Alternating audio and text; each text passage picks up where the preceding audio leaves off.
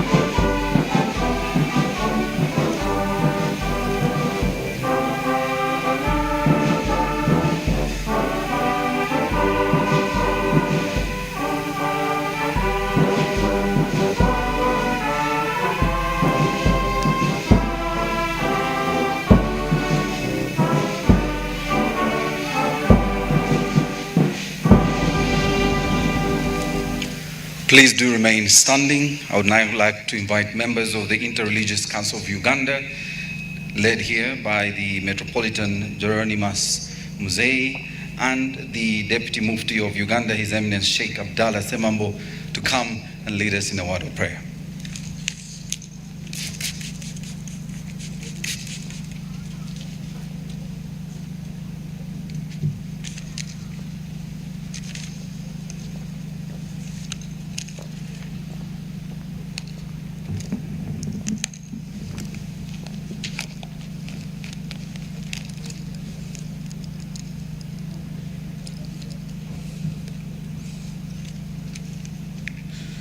In the name of the Father, the Son, and the Holy Spirit, Amen.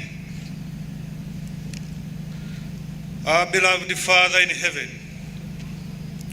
we thank you for this historical gathering of today here at Korolo. It is a very important gathering for our national progress and development, since it is a day of final investment decision for our national oil and gas project. It opens for our country new and wide economic opportunities. Therefore, we ask you, Father, to bless this final decision for the good and benefit of our beloved country, Uganda, and beyond. We ask you this, our Heavenly Father, in the name of our Lord Jesus Christ. Amen.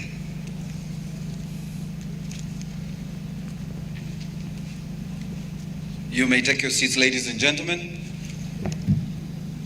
Your Excellency, President Yoweri Museveni, President of the Republic of Uganda.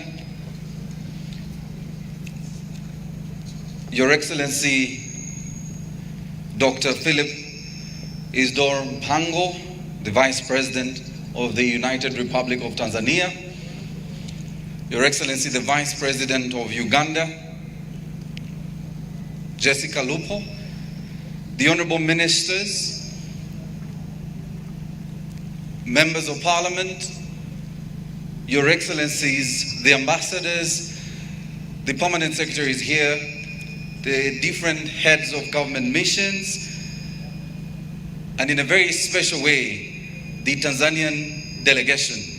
I would like to request the Ugandan team, put your hands together for the Tanzanian team that is here today. Tunashukuru sana, na hii mambo ya Swahili yangu ni ndogo sana.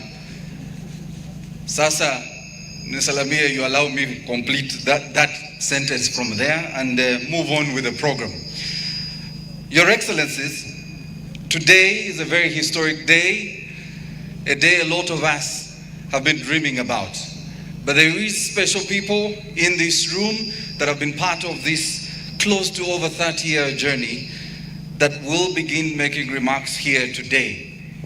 But in a very special way, we want to recognize very important people. Our joint venture partners who are here, led by the Chair and CEO of Total Energies. You're most welcome, sir. Patrick, thank you so much for joining us. A round of applause, ladies and gentlemen. Also here, representing the Chairman CNOOC is the President CNOOC Uganda, Mr. Chen Xiaobao. We want to thank you so much, sir, for joining us. Our other joint venture partners who are here, the Tanzania team, and I want to, in a very special way, recognize this Tanzania Petroleum Development Corporation that is here, represented by their CEO, and also the Ugandan National Oil Company. Round of applause, ladies and gentlemen. May I now take the pleasure of inviting the Permanent Secretary in the Ministry of Energy and Mineral Development, Engineer Irene Batebe, to come and make welcome remarks. You're most welcome. Round of applause, ladies and gentlemen.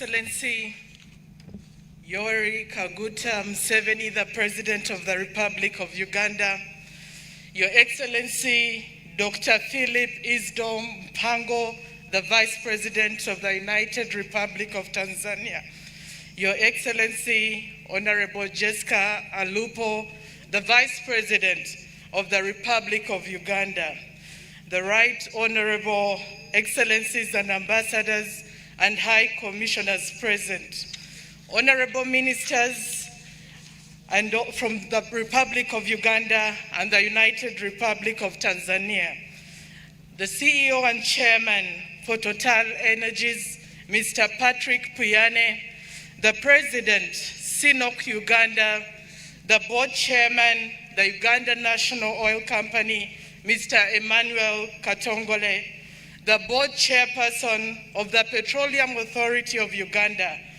Dr. Jane Mulemwa, religious leaders, Your Eminences, the Deputy Head of the Public Service and Secretary to the Cabinet Secretariat, colleague permanent secretaries present, and heads of government agencies from both Uganda and the United Republic of Tanzania, the private sector fraternity, the district leadership and officials present, the press, distinguished guests, ladies and gentlemen, a good morning to you all. Today is a monumental day in the history of our two sisterly countries.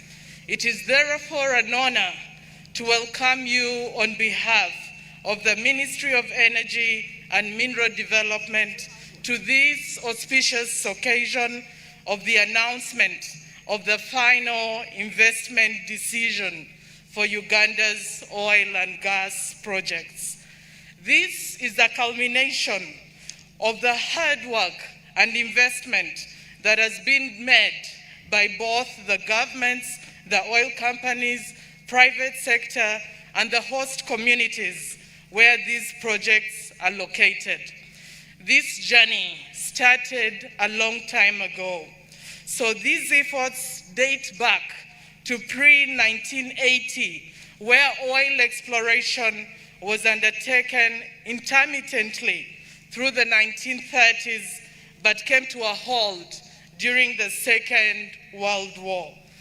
Serious exploration work commenced again in the early 1980s with the first Petroleum Exploration and Production Act enacted.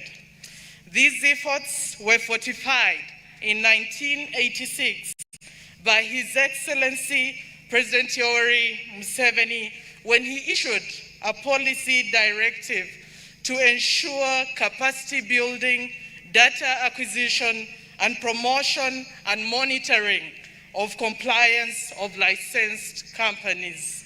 In 1991, arising from that effort, we saw the signing of the first production sharing agreement.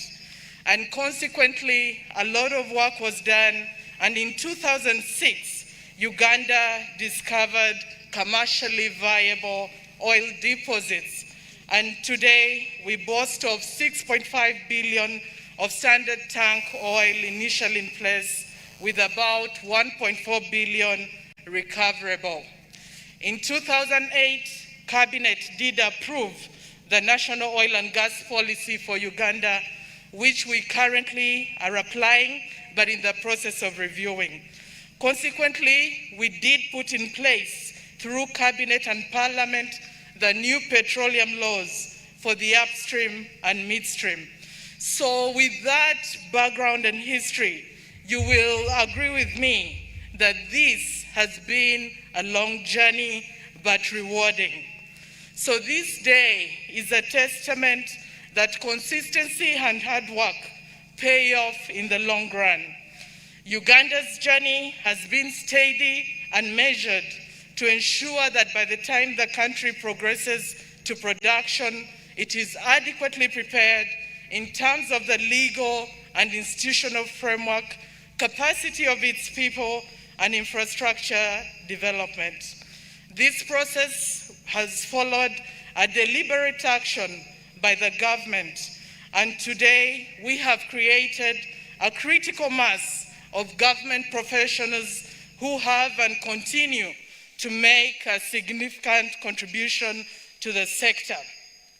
We have heard a number of claims that Uganda's oil and gas production has taken a while. But as people who have been in the sector for some time are aware, this elaborate process has partly been for a good cause which enhances the country's ability to optimize the benefits from the sector.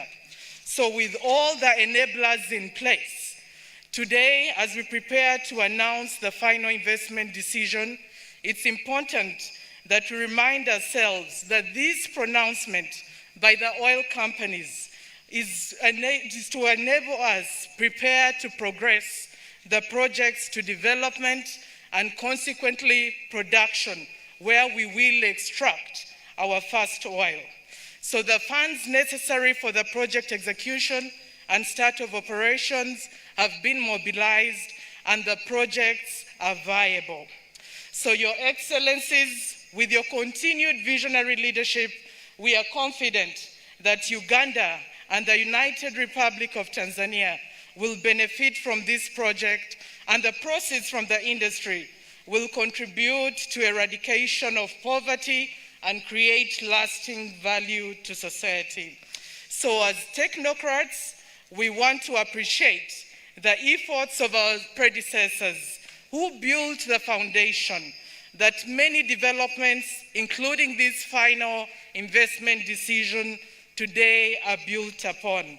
Of course, some of these senior citizens include the Senior Presidential Advisor, Dr. Fred Kabagambe Kalisa, who is here today with us, and Mr. Kashambuzi Ruben, who is now in full retirement, and he did send his regards. There are additional other members of Mr. Robert Kasande, the current Permanent Secretary of the Ministry of Justice and Constitutional Affairs, and of course, Mr. Ernest Rubondo, the Executive Director of the Petroleum Authority of Uganda. Together with that team, we have Mr. Hani Malinga, the current Director of Petroleum in the Ministry of Energy and Mineral Development. So those are the pillars, the shoulders on which we stand today. And we are seeing a new generation that is ready to continue that effort as undertaken by our senior predecessors. So in terms of the next steps, and as I prepare to close, in walking this rewarding journey, we have moved together with a number of government ministries, departments, and agencies who have been supportive in the process leading to FID. Now that FID has been achieved, work is expected to intensify, which will demand the MDAs to increase on their support. In Swahili, we would say, lazima kazi iendelee. So, members, as we move forward, issues of coordination, cross-border movement, logistics to ensure equipment are delivered in a timely manner to the sites will be very critical. Project authorizations, approvals, and permitting will be on the critical path for the timely achievement of the first oil in 2025. Local participation is at the core of the implementation of the project. We therefore celebrate this achievement, and we will continue to support the oil companies in executing their plans. We want to use this opportunity to also congratulate the international oil companies together with CNOOC and TPDC for this achievement.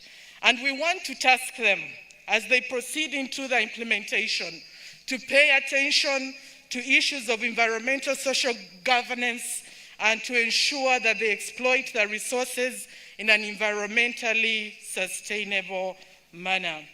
We appreciate the leadership of His Excellency the President, our ministers, the Cabinet Committee on Oil and Gas, Parliament, and the respective local government. I also want to close by thanking my colleagues from the United Republic of Tanzania, together with the technical team, for your continued support to Uganda's oil and gas sector, especially in the ongoing development of the EACOP project. Lazima kazi iendelee. Special thanks to the district leaders who are also here, and we look forward to continuing our partnership in executing this project to completion. I wish you all a very fruitful celebration. With that, I take the honor and pleasure to invite the Honorable Dr. Ruth Nankabira Sentamu, the Minister of Energy and Mineral Development, and in our circles we refer to her as the Minister of Petroleum because of the passion she has to achieve fast oil. Thank you very much.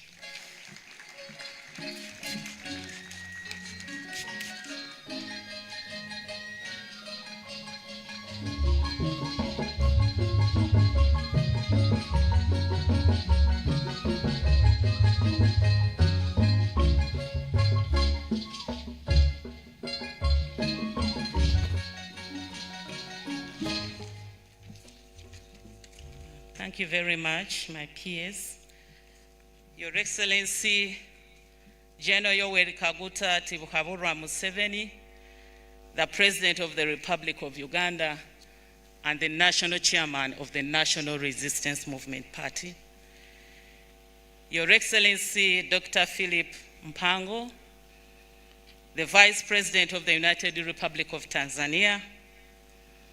Your Excellency, Major Jessica Alupo, the Vice President of the Republic of Uganda and a woman MP for Katakwi District.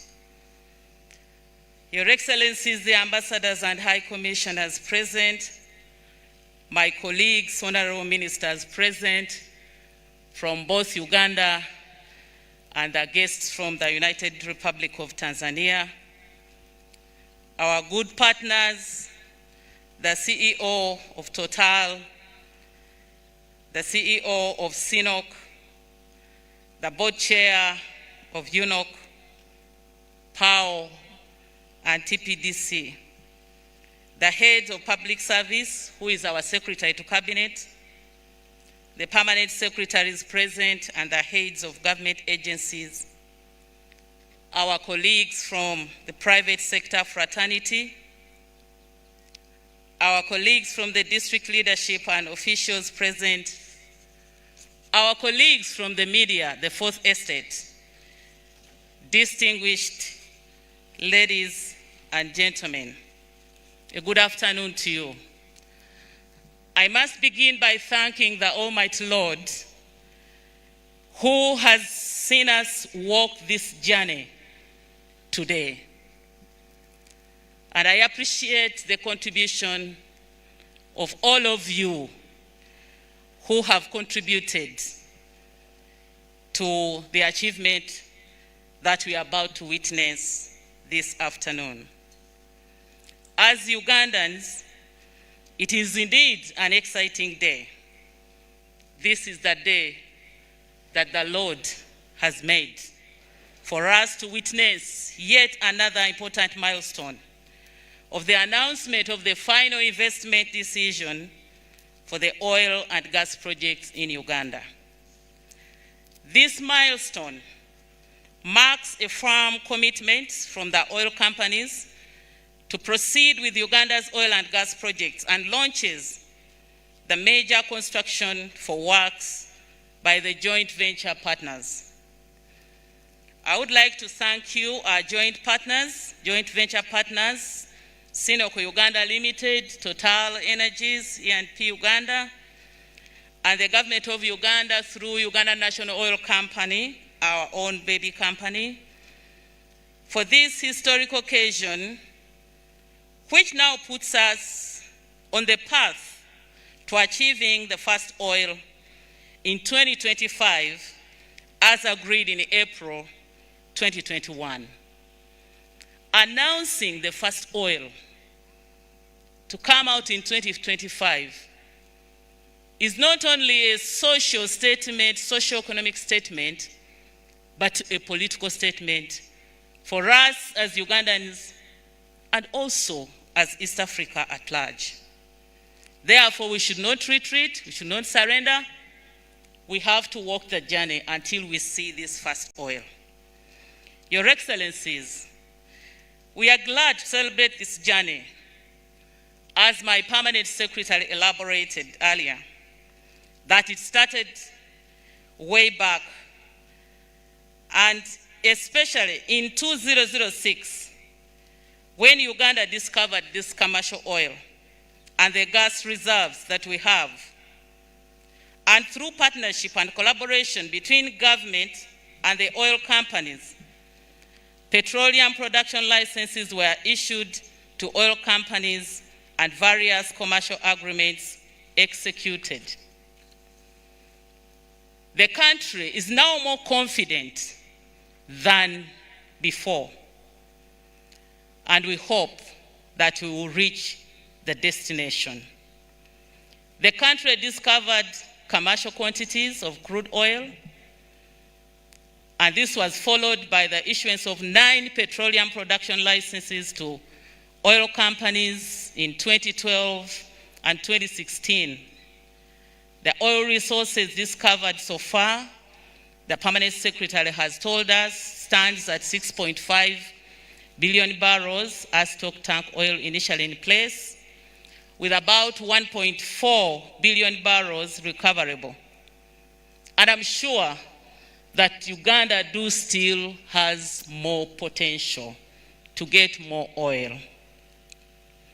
Since 2014, the government and the oil companies have been walking a journey for commercialization of petroleum, and a memorandum of understanding was signed.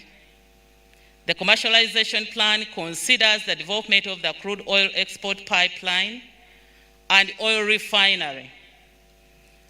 The development of the 2 projects is progressing. In order to progress with the development of Uganda's oil and gas projects, government and the oil companies agreed to the following to be undertaken to facilitate the achievements of the final investment decision. 1, amendment of the production sharing agreements to improve the economics of the upstream. 2, amendment of the Income Tax Act to reflect the amendments in the production sharing agreements. 3, conclusion of the farm down transaction by which Tullow was selling its entire interest in Uganda's upstream to Total. And 4, conclusion and signature of the host government agreements for the East African crude oil pipeline. 5, enactment of enabling legislation for the East African crude oil pipeline project, conclusion and signature of the tariff and transportation agreements for the East African crude oil pipeline, and conclusion and signature of the shareholders agreement for the East African crude oil pipeline. I am happy to note, Your Excellencies, that the above requirements have been achieved between government and the oil companies, and that has facilitated the ceremony we are having today. I must appreciate all of you, the Attorney General's chambers, and all of you colleagues that have seen this achievement through.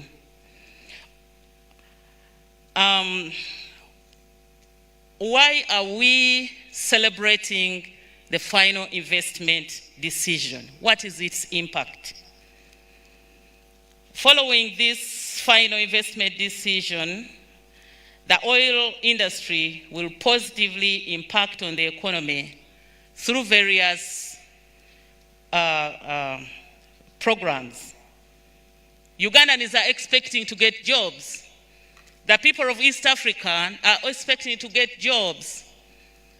The pipeline that begins from Hoima in Uganda up to Tanga has its bigger part existing in Tanzania. It calls for jobs. So we are eyeing this as Ugandans. Allow me inform you, Your Excellencies and colleagues, that close to 160,000 jobs are expected to be created. Secondly, the provision of goods and services to the industry. It will be shameful for food to be imported outside East Africa. It will be a shame. So we need to be prepared to partake of the chances that the industry is bringing. Obviously, Uganda's tax base will expand. Tanzania's tax base will equally expand. The contribution towards repayment of Uganda's debt obligations.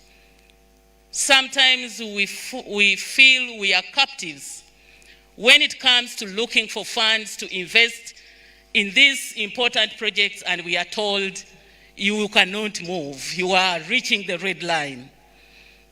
So we expect that the contribution from this industry will help us to pay our debt obligations, but also invest more in infrastructure, which can turn out to also bring or contribute tremendously to our economy.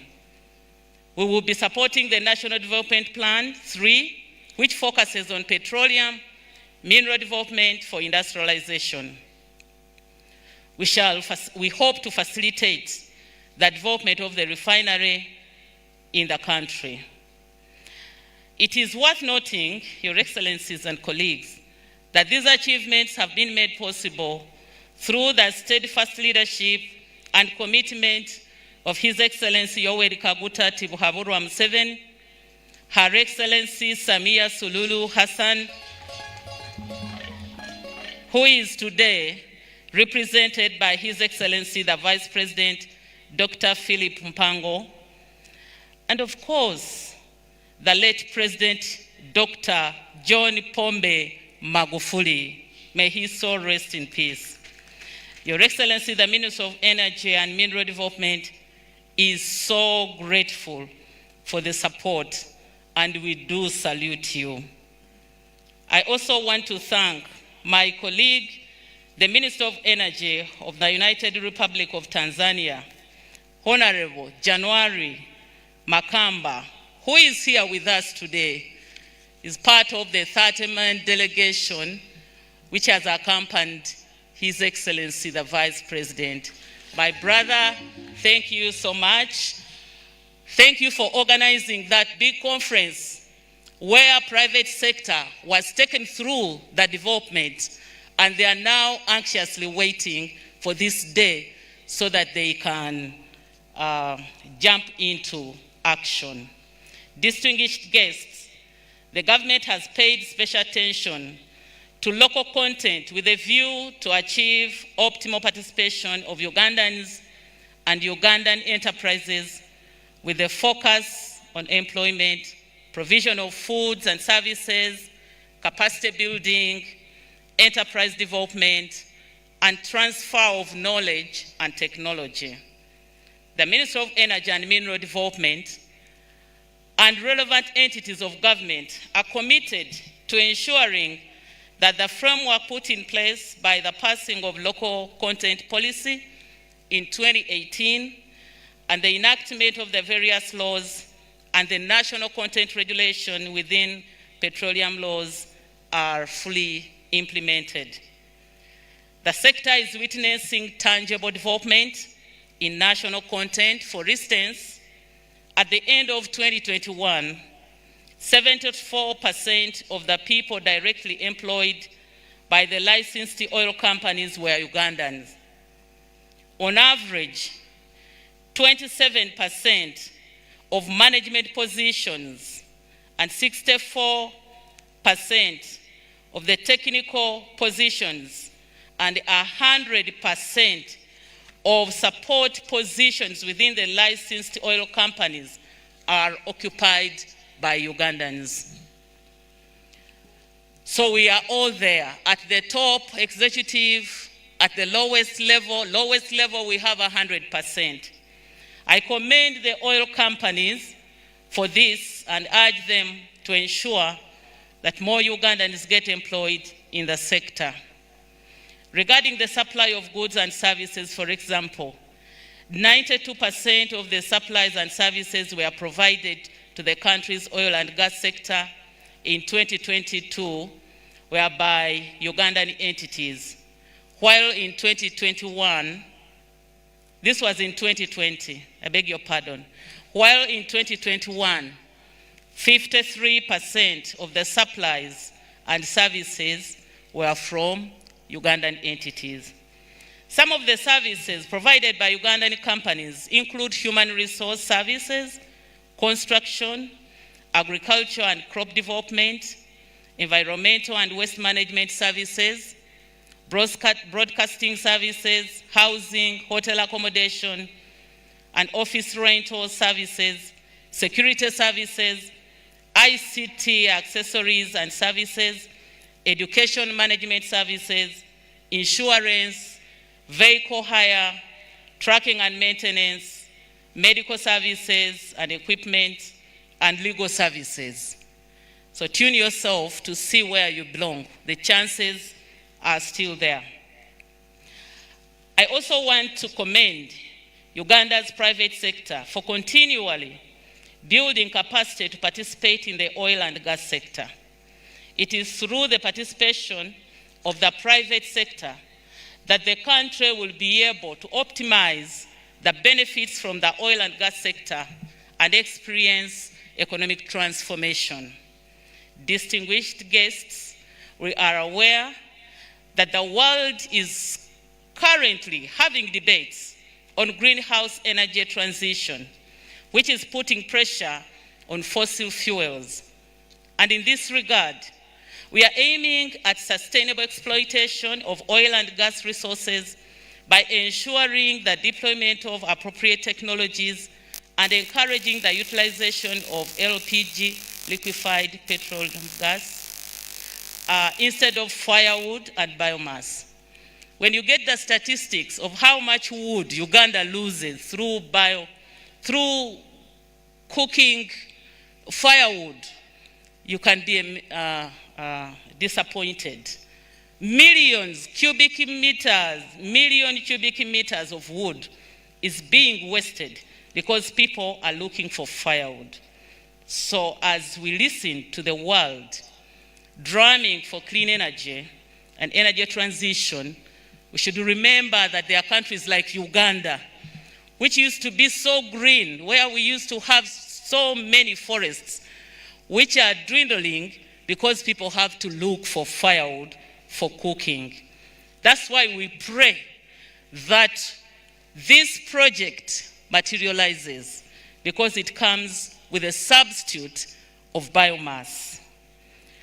We know that oil and gas still remains a valuable resource, as evidenced by the growing global energy demand, especially by the developing countries like Uganda, and the resulting high crude oil prices. The government of Uganda continues to increase the share of renewable energy in our energy mix. In this regard, our partnership with Total Energies will further be cemented today when we execute a memorandum of understanding for the cooperation in development of renewable energy. Due to several factors, the country has recently experienced shortages of fuel, and I'm happy to note that the shortages are coming down. And as an importer of petroleum products, 100%, we remain vulnerable to several forces beyond our control. However, with the final investment decision taken today, such incidences should be a thing of the past. We will be able to sit down and plan accordingly. That is why, as government, we continue to plan for the development of a refinery which will be processing 60,000 barrels per day.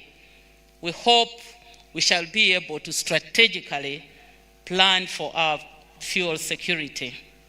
I would like to thank everyone who has graced this important ceremony, but I cannot end without thanking the Right Honorable Deputy Speaker, who has been unable to be with us today because of the work she's supposed to do at Parliament.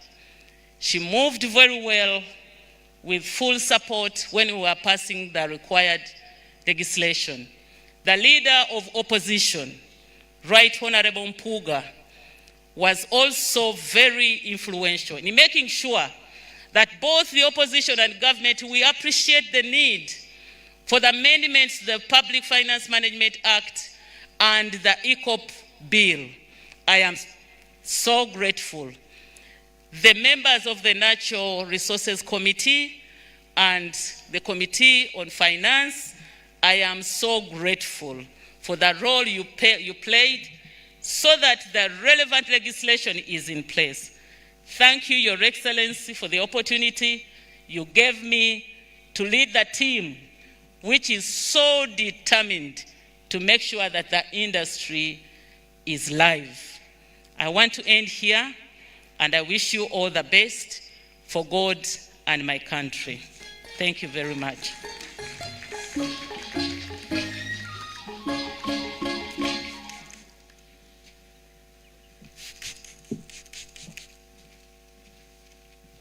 Ladies and gentlemen, another round of applause for the Honorable Minister.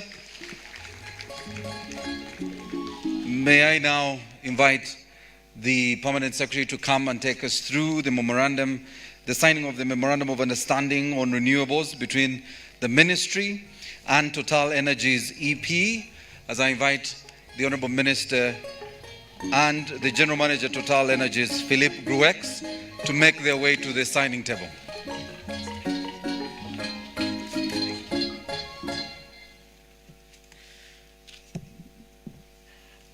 Your Excellencies, the President of the Republic of Uganda and the Vice President of the United Republic of Tanzania, given the global movement to the development of renewable energies and the need to address issues to do with climate change, we are seeing a number of international oil companies transforming from just being oil and gas companies into the renewable energy industry.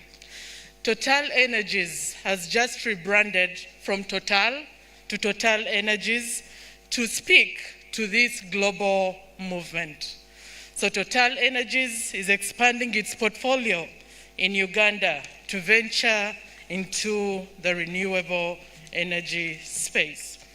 So today we'll execute a memorandum of understanding between the government of the Republic of Uganda, represented by the Minister of Energy and Mineral Development, and Total Energies, Uganda BV, for collaboration towards ensuring energy security and transition through deployment of large-scale renewable energy development projects. So the main objective of the Memorandum of Understanding is to advance renewable energy technologies and innovation through identification of areas for collaborative research and development of commercial solar, both photovoltaic and concentrating solar power. They'll also venture into wind, geothermal, low carbon hydrogen, and grid modernization technologies, with a target of developing 1 gigawatt of installed capacity by 2030. Your Excellencies, that's the purpose of the Memorandum of Understanding. Thank you.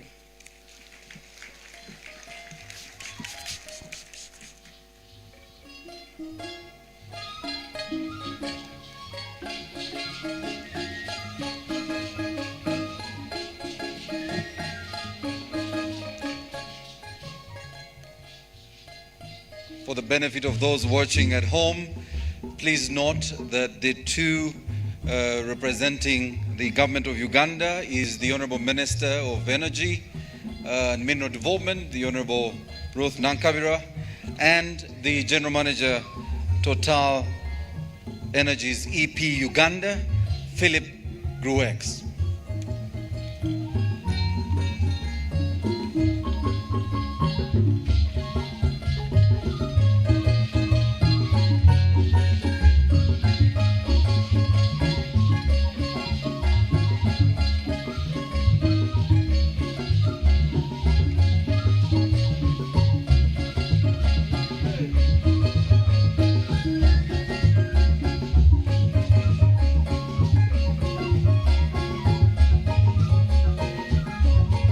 Immediately after signing, the two parties will have a photo moment for members of the Fourth Estate, and we will have that managed by our protocol team. And thereafter, ladies and gentlemen, I will welcome you to turn to the screens as I prepare the team to run you through Uganda's journey to fast oil. That's a documentary that will be running very shortly, immediately after this signing ceremony of the Memorandum of Understanding on Renewables between the Ministry of Energy and Mineral Development and Total Energies EP Uganda.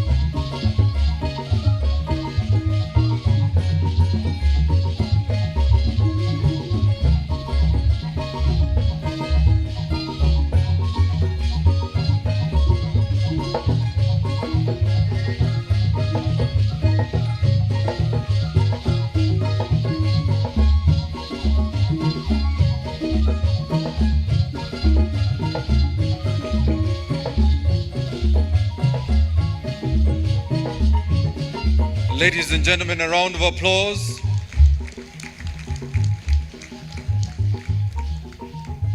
We want to thank Total Energies Uganda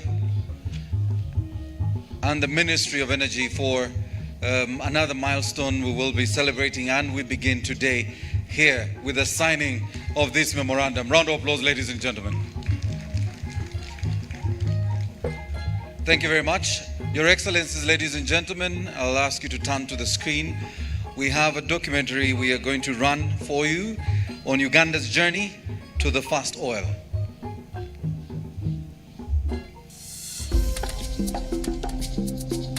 Uganda, the pearl of Africa, is home to vast savannas, abundant wildlife, and a diverse group of people with rich cultures.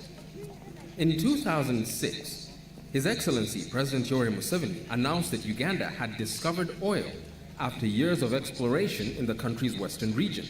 On the 6th of January 2006, when a commercial discovery was made, many countries drill but not the commercial discoveries, we had a national thanksgiving prayer led by the President of Uganda, and I remember there was also the President of Burundi. The oil and gas resources that have been discovered in Uganda are close to 6.5 billion barrels of oil. And as you are aware, there's nowhere in the world do you ever recover everything from the ground because of the technology and the type of oil fields they are in. For Uganda, we expect to recover about 1.4 billion barrels out of those 6.5 billion barrels that have been discovered. The Albertine Graben, also known as the Lake Albert Basin, lies on the western border of Uganda and the eastern border of the Democratic Republic of the Congo. The amount of money that has been invested so far in exploration and appraisal is somewhere around $3.8 billion. And this $3.8 billion has been used to find 6.5 billion barrels of oil. The cost of finding oil in Uganda is very low. It's less than $1 per barrel. This is a very interesting number because around the world, actually, we find that finding costs of oil in other parts around the world are actually around $5. So you can see that the aspect of managing costs has been done well by Uganda so far. Resources to be developed in this graben are for the Lake Albert Development Project, which encompasses the Tilenga project, operated by Total Energies EP Uganda with 56.67%, and the Kingfisher project, operated by CNOOC with 28.33%, both in a joint venture partnership with the Uganda National Oil Company with 15%, on behalf of the government of Uganda, with the Petroleum Authority of Uganda as the regulator. The creation of these institutions was so well carefully studied before they were created. And they were thoroughly scrutinized and established. The journey has been slow but sure, and the basics have been put in place, like the needed agreements. The needed agreements are in place. The law now regarding the transportation of the crude oil is in place, and we are about to see a final investment decision being taken into that pipeline. We are moving on well on the refinery part. We have been moving and making sure that all the requirement is in place. Located in Bulisa and Nwoya districts in western Uganda, the Tilenga project is an upstream development with a capacity of 204,000 barrels of oil per day. The name Tilenga is a derivative of two local names for the Uganda cob, Til in Acholi Alur and Engabi in Lugungu. The name is based on the Uganda cob, which is the national emblem, to symbolize the project's national significance to the country. The project covers 6 oil fields. This project, of course, are important not only for the country but for Total Energy as well, to showcase really our commitment, our ability to develop all these resources at low cost with low carbon footprint. And today, the greenhouse gas emission intensity of 13 kg per barrel is much lower than our current average in our portfolio. Minimizing the impact on the environment has driven the design of the whole project, with really the ambition to produce a net positive impact on biodiversity.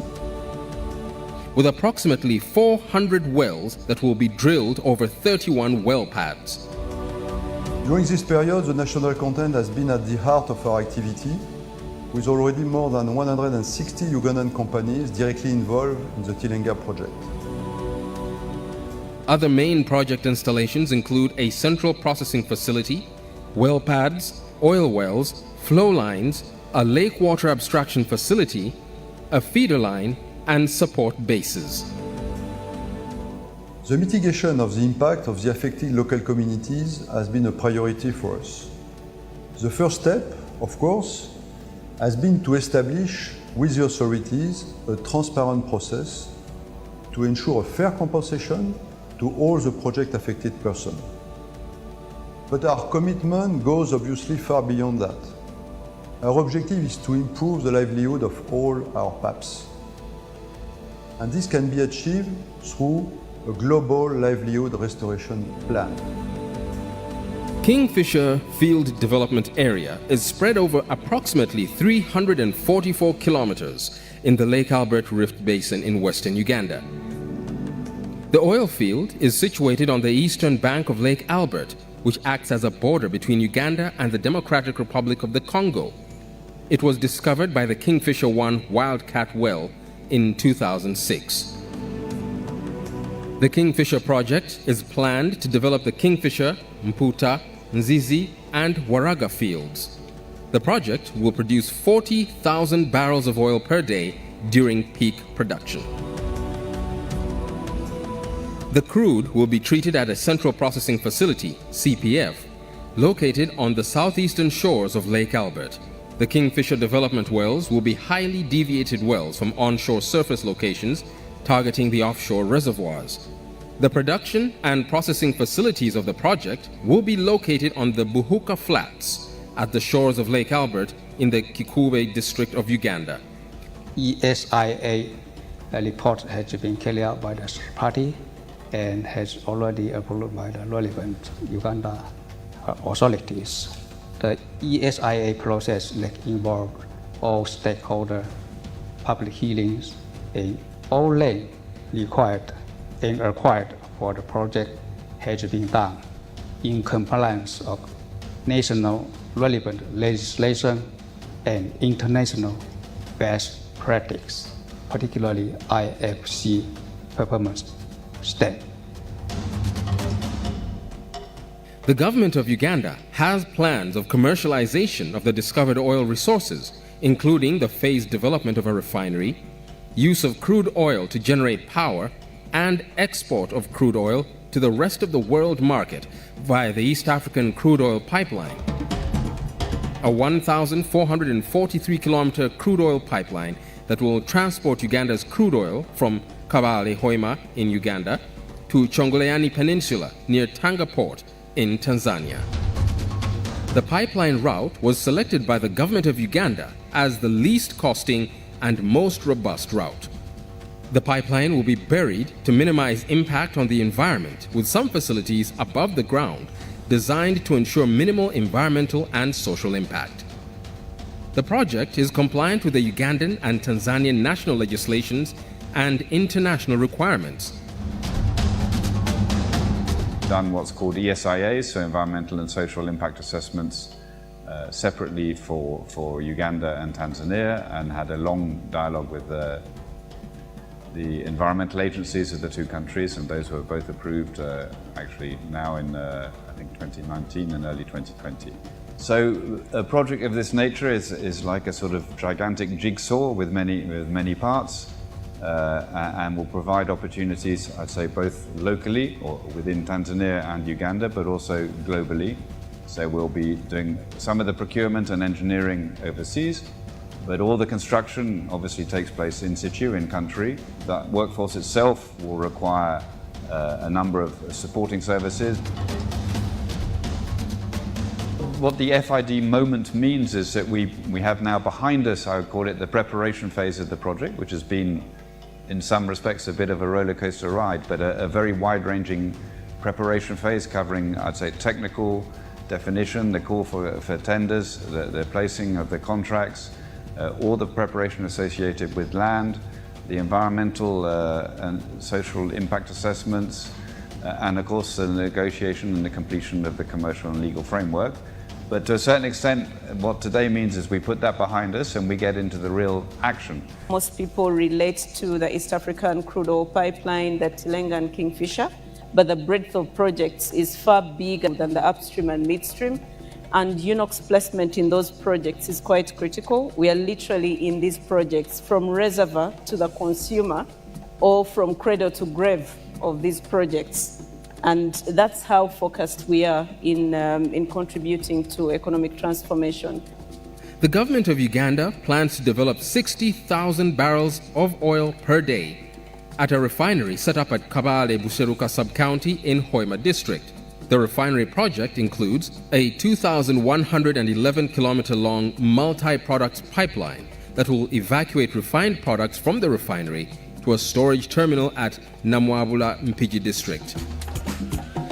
Presidents Yoweri Museveni of Uganda and Samia Suluhu Hassan of Tanzania, Total Energies, China National Offshore Oil Corporation, Uganda National Oil Company, and Tanzania Petroleum Development Corporation in 2021 concluded the final agreements required to launch the major oil projects.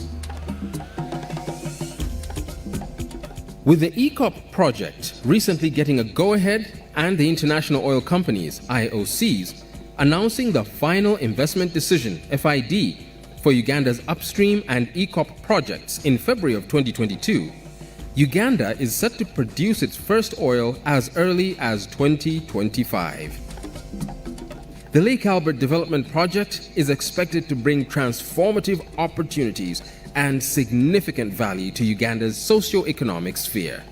The companies taking FID basically implies that they are now making a firm commitment to progress the project, and the financing for the project has been locked in. We are now ready to move from the exploration and development stage, then ensure that we are finalizing aspects that will get us to production. Our journey into petroleum development has been long, but for a reason, and I'd like us not to lose that patience, and I would like us to really contain our anxiety as we walk towards 2025.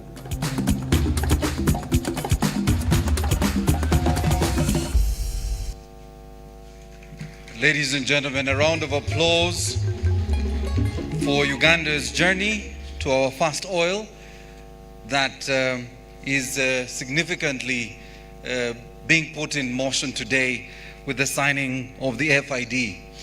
Your Excellencies, today on social media, as everyone was trying to understand the science of FID, many were asking the experts in the oil and gas sector to explain to the Wananchi what this means. And my brother James Musharire from Petroleum Authority tried to use the language that most people might be able to understand, but somebody said, I think you're saying so much English. Just tell us the money has started coming. So Your Excellency, that's the expectation of the people of Uganda and the people of the region.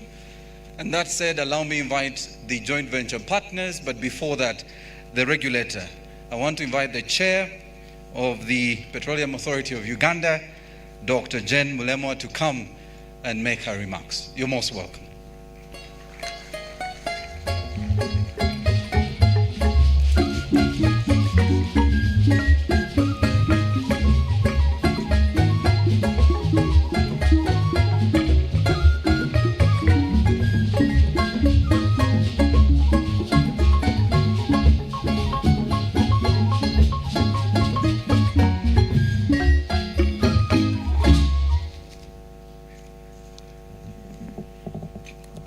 Your Excellency, the President of the Republic of Uganda, Yoweri Kaguta Tibuhaburwa Museveni, Your Excellency, the Vice President of the United Republic of Tanzania, Philip Isdor Mpango, and your delegation, Your Excellency, the Vice President of the Republic of Uganda, Honorable Jessica Alupo, Honorable Ministers here present, especially those who have been associated closely with this journey, Your Excellencies, the ambassadors and high commissioners to Uganda, especially the ambassador from France to Uganda and the ambassador from China, members of parliament here present, permanent secretaries here present, executives from the oil companies and heads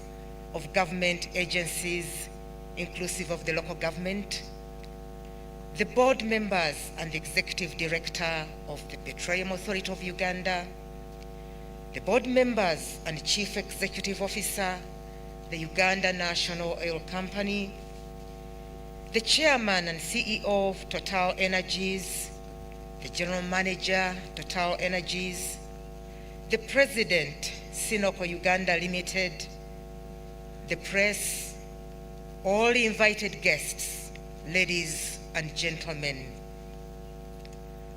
The Petroleum Authority of Uganda is delighted to join the whole country in celebrating this long-awaited announcement of the final investment decision for the country's oil and gas sector. The modern and consistent efforts that have led to this day started way back in 1986, when His Excellency the President Yoweri Kaguta Museveni sent our own Ugandan scientists to train in this very new oil and gas sector. And some of the first batches of trainees include Dr. Kabagambe Kalisa, whom you've seen here, Mr. Kashambuzi, as you've heard, is not able to join us, and then the newer crop that includes our own Executive Director, Mr. Ernest Rubondo. Then, in 2006, when commercial volumes of oil and gas were identified in the country, the efforts were intensified. And with this crop of Ugandans well-trained and conversant with the sector, the laws and regulations were put in place. And one of those laws and regulations put in place is the 2013 Act that established the Petroleum Authority of Uganda and the Uganda National Oil Company. Therefore, this announcement of the final investment decision is a significant milestone in the country. I want to emphasize that it comes with a lot of responsibility for us as the Petroleum Authority of Uganda, which is mandated with monitoring and ensuring compliance in all activities in the sector. It also comes with great responsibility to all stakeholders in the sector, as outlined by the Honorable Minister, Honorable Ruth Nankabirwa. The responsibilities are huge if we are going to maximize the benefits of Ugandans, the benefits from this sector to our country. I want to assure you of the commitment of the Petroleum Authority of Uganda in working together with all the stakeholders in the sector to regulate and to achieve sustainable exploitation of Uganda's oil and gas resources, while at the same time contributing to Uganda being a sound investment decision. On behalf of the Petroleum Authority of Uganda, I wish to extend our sincere appreciation to His Excellency the President of the Republic of Uganda, Yoweri Kaguta Museveni. Your Excellency, we appreciate you for your visionary leadership and guidance, which has led to this particular milestone, but also to previous milestones in the country's oil and gas resources.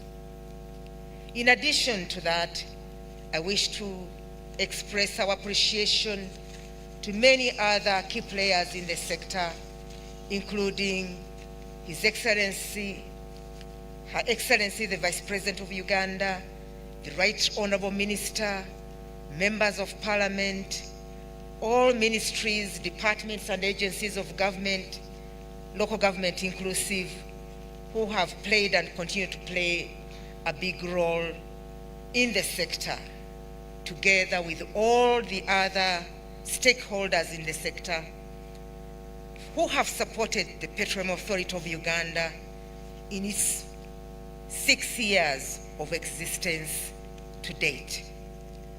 As the authority, we look forward to even more support and collaboration, particularly in this transition stage, because this day marks the way forward that we've been looking forward to, moving from exploration to development and production. The Petroleum Authority of Uganda thanks and congratulates and joins everyone in celebrating today's big announcement, which will subsequently usher the country into the beehive of activities that we expect to take place, leading to the production of first oil.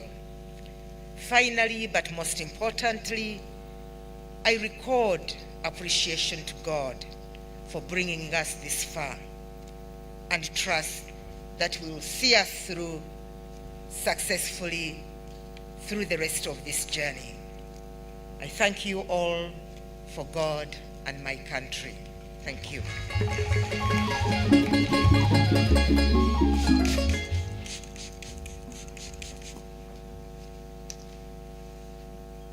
I now take the pleasure to invite the chairman of the board of the Uganda National Oil Company, Dr. Emmanuel Katongole, to come and speak to us.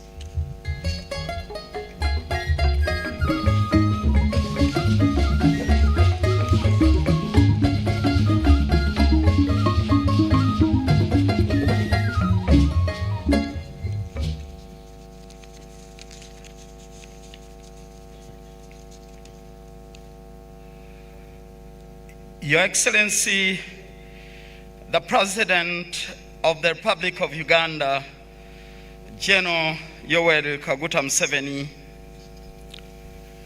Your Excellency, the Vice President of the United Republic of Tanzania, Dr. Philip Isdor Mpango, and your delegation, Your Excellency, the Vice President of Uganda, Honorable Major Jessica Lupo, Honorable Ministers present, Honorable Members of Parliament, Excellencies, Ambassadors and High Commissioners, Chairman and CEO of Total Energies, the President of CNOOC, the Managing Director of Tanzania Petroleum Development Corporation, Permanent Secretaries, the Board of Directors and Management of Petroleum Authority of Uganda, the Board of Directors and Management of Uganda National Oil Company, and to all of you, ladies and gentlemen, Your Excellencies, it is an honor to address you on this monumental day when the international oil companies, Tanzania Petroleum Development Corporation and the Uganda National Oil Company launch the construction phase of the upstream projects of the Tilenga and Kingfisher development areas and the East African crude oil pipeline project. This is a key milestone that will unlock the oil and gas sector in both our nations. It is without doubt that this will substantially contribute to the economic transformation of both the United Republic of Tanzania and our beloved country, Uganda. Today will go down in the history of our region as the day that the government of Tanzania and Uganda, together with our joint venture partners, took a decision to transform the economies and lives of the people of our two countries by commercializing the oil and gas industry. We must recognize that it would not have been possible without the effort of each and everybody here present, especially our beloved President, President General Yoweri Kaguta Museveni. For that, we thank you for your commitment and resilience. Your Excellency, we would not have gone to this point without the deliberate effort of you, our dear President, President Museveni, to train Ugandans in the different oil and gas disciplines. These Ugandans and others are involved in the sector have played a significant role in reaching this milestone. Your Excellencies, these officers are spread in numerous government institutions and have worked tirelessly over the years to ensure value for Uganda is retained in progressing and implementing the oil and gas projects. We would also like to thank Your Excellency for patiently and wisely guiding this sector through all the stages of its development, including periods when difficult decisions had to be made. Your wisdom, decisiveness, and ability to bring partners to a meeting mind have made today possible. Your Excellency, we shall always remember when you have always told us to be patient. You have always told us that FID will come. You have always told us that FID will come at the right moment with the right conditions. And that right moment is today, and it is your day.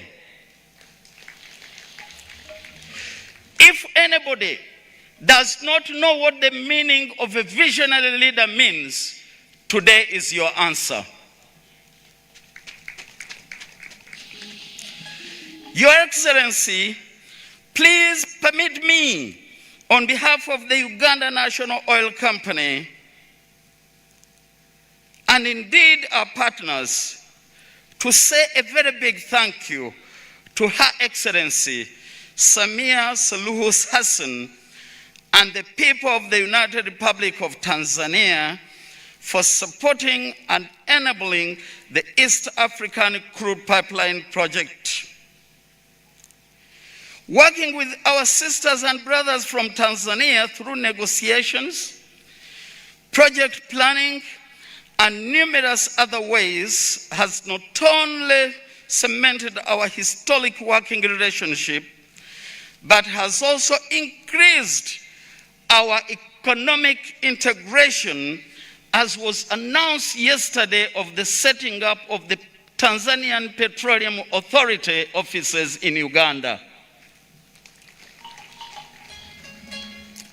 We look forward to the continuous working together to enable the entire region benefit from the projects. We would also like, in a special way, to pay tribute to late President, His Excellency John Pombe Magufuli, for his commitment and enormous commitment and contribution to this project.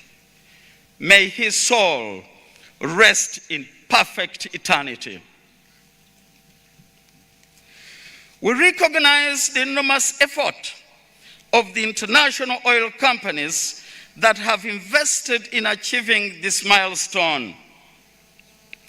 We wish to thank the companies involved in these projects: Total Energies, CNOOC, Tanzania Petroleum Development Corporation, Uganda National Oil Company, and many others, including Tallow Oil and Heritage Oil, that created the foundations for this journey to first oil. And to you, Chairman and CEO Patrick Poyeni, and your colleague from CNOOC, my request is one. Please try to turn 2025 into 2024 or even 2023. This is not because my second term as chairman ends in 2024, but because the people of Uganda are eagerly waiting to taste the fruits of oil. We appreciate the government of Uganda and Tanzania for having put in place the requisite legal and regulatory framework for the nationals to benefit from this industry. And here I would like to thank my minister, Honorable Dr. Ruth Nankabirwa, for the effort. I have seen you work throughout the night, coordinating with Parliament to make sure that this is achieved.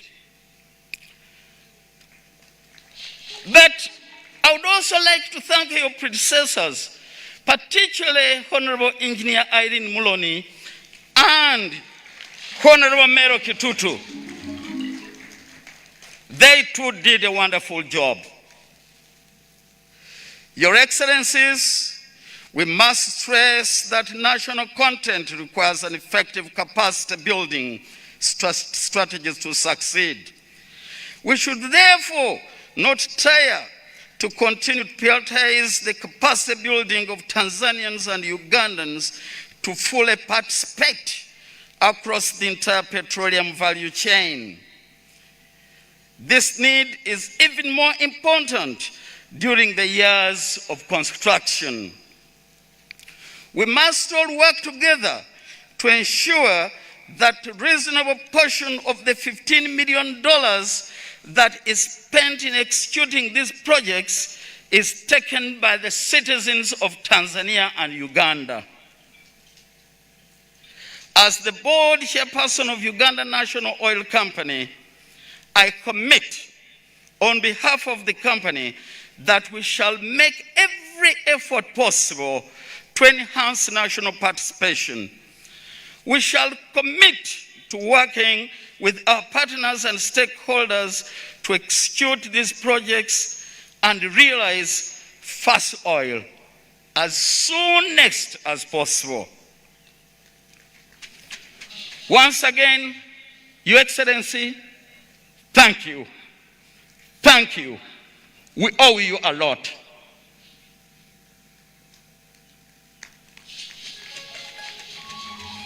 And to you, our brothers from Tanzania, again, thank you.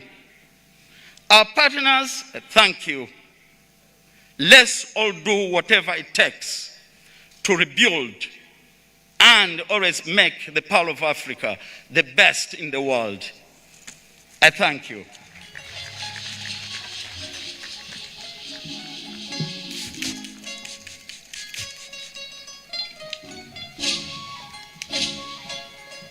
Ladies and gentlemen, another round of applause for Dr. Emmanuel Katongole.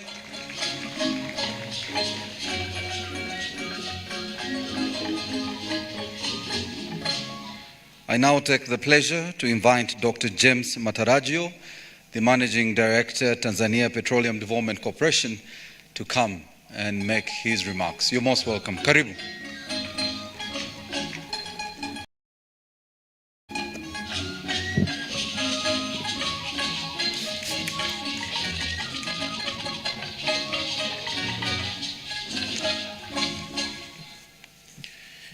Your Excellency Yoweri Kaguta Museveni, the President of the Republic of Uganda, Your Excellency Dr. Isidori Philip Mpango, the Vice President of the United Republic of Tanzania, Your Excellency Major Jessica Lupo, the Vice President of the Republic of Uganda, Honorable Ministers from the governments of Uganda and Tanzania, Permanent Secretaries from the government of Uganda and Tanzania, Mr. Patrick Poyen, Chairman and CEO of Total Energy, Proskovia Nabanja, the CEO of CNOOC, Mr. Chen, the President of CNOOC Uganda, ladies and gentlemen, protocol observed. Your Excellencies, Heads of State, I'm honored and humbled to stand before you on this remarkable day as our two countries make another milestone towards realization of the East African crude oil project. Today's event marks a crucial step towards the implementation of the project, and it reflects shareholders' commitment in achieving the promise made here in Uganda on the 11th of April last year, when we signed the shareholders' agreement. Your Excellencies, Heads of State, on behalf of the government of the United Republic of Tanzania, the Tanzanian Petroleum Development Corporation, as a shareholder for the ECO project, has been tasked to undertake numerous activities to ensure timely implementation of the project.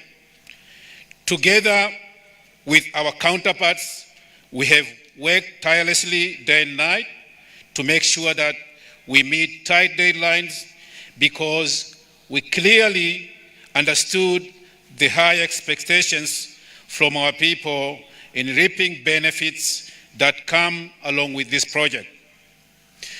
Your Excellencies, Heads of State, we are fully aware and understand your ambitions to see people from our two countries benefit from this project. Through engagement of local governments and the communities along the pipeline route,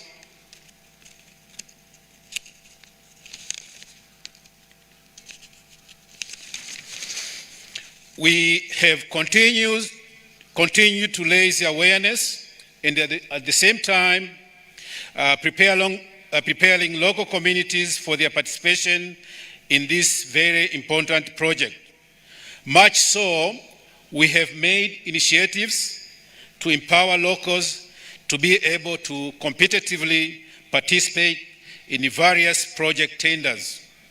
We have also provided sponsorships opportunities to young technicians to develop their skills in areas related to project requirements during construction and operation phases. Your Excellencies, Heads of State, implementation of these cross-border projects builds a strong alliance between our two countries, and more importantly, it puts the two countries very strategically on the world energy map. We are positioning the two countries from East Africa high on the list of countries with the state-of-the-art energy infrastructure. Considering the investment costs of the project, we believe that it will have a positive effect to our generation for many years to come. Your Excellencies, Head of State, allow me once again to sincerely convey my appreciation for being here today to mark this important project milestone. It's our courage and the guidance that has steered us to reach this far, and we are determined to achieve the desired objective for the project, and therefore the development of our two countries with our heart. Asanteni sana.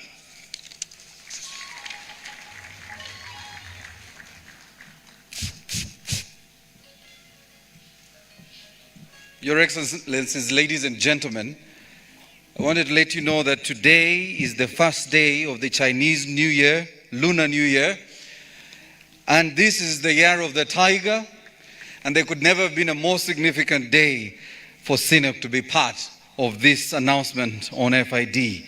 So it gives me great pleasure to invite the President CNOOC Uganda, Chen Xiaobao, who is here representing the Chairman CNOOC, to come and make his remarks. Round of applause, ladies and gentlemen.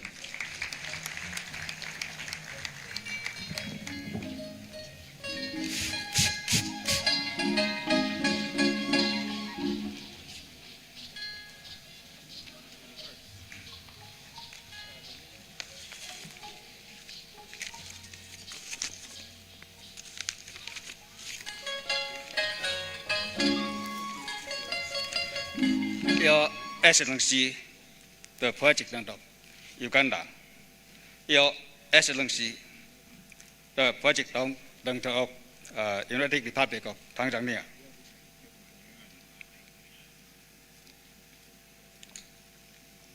Your Excellency, Vice President of Uganda, Your Excellency, Ambassador and High Commissioner, Honorable Minister from Uganda and Tanzania, Honorable Member of Parliament, PS Ministry of Energy and Mineral Development, the Executive Director, Petroleum Authority of Uganda, heads of ministries, departments, and agencies, distinguished guests from delegation of Tanzania, our partners, Total Energy and CNOOC, TPDC. Good afternoon to you all in your different capabilities. Well, I must say that this is indeed an amazing day for all of us who are gathered here today. A day to celebrate and reflect upon how far we have come and the success we have achieved. Such a moment has been long awaited for this sector, and it gives me so much pleasure that it has finally come to pass. First and most, I thank you, Your Excellency, and the government team for the leadership and stewardship that you have accorded to us throughout this journey. You have been very supportive and give great direction in the matter of this sector, like taxation, operatorship, key agreements, among others. We appreciate this commitment to ensure sustainable development of the oil and gas resources in the country. I also wish to thank the Ministry of Energy and Mineral Development for the diligence, the Petroleum Authority of Uganda for the great management and leadership, the NEMA team for the back and forth guidance throughout the process of ESIA and approval. The Renewable Kingdom, local governments, and host communities for the support. Special appreciation goes to all those who contributed to this landmark. Thank you very much. Attending FID is a step towards first oil, which is expected earlier 2025. This is a step towards unlocking more opportunities for investment and development in the Uganda and the whole region. The Kingfish project is expected to fetch an in-country value of US $1.6 billion, and US $400 billion will be for the local service provider.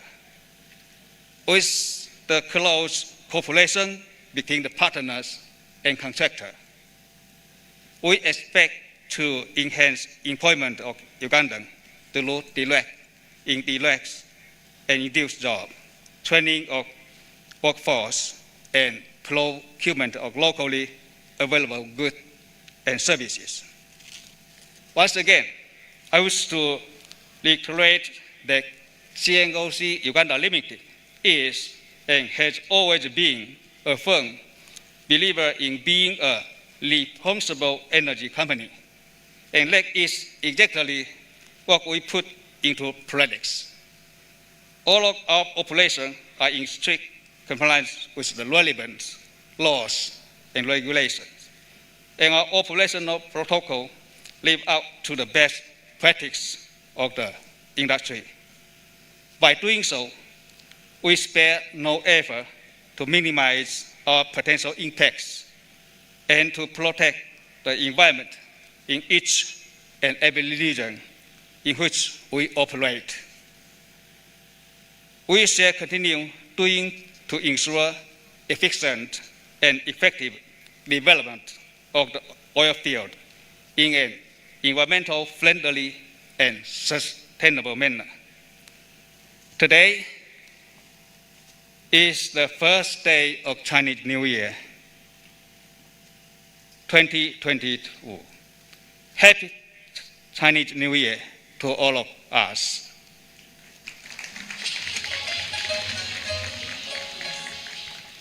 Taking this special opportunity, I wish New Year, new beginning for our projects and friendship.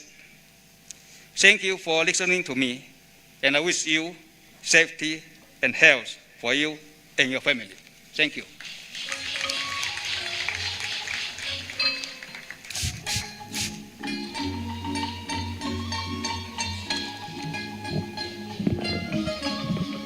Ladies and gentlemen, we are almost getting there. And I know a lot of the people at home are saying, when is that announcement?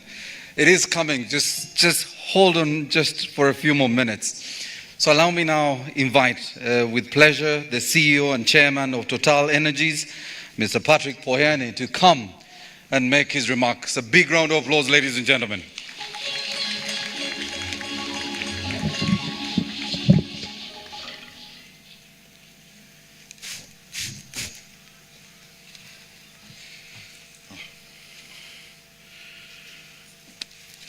Your Excellency, General Yoweri Kaguta Museveni, President of the Republic of Uganda. Your Excellency, Dr. Philip Mpango, Vice President of the United Republic of Tanzania. Your Excellency, Major Jessica Alupo, Vice President of the Republic of Uganda.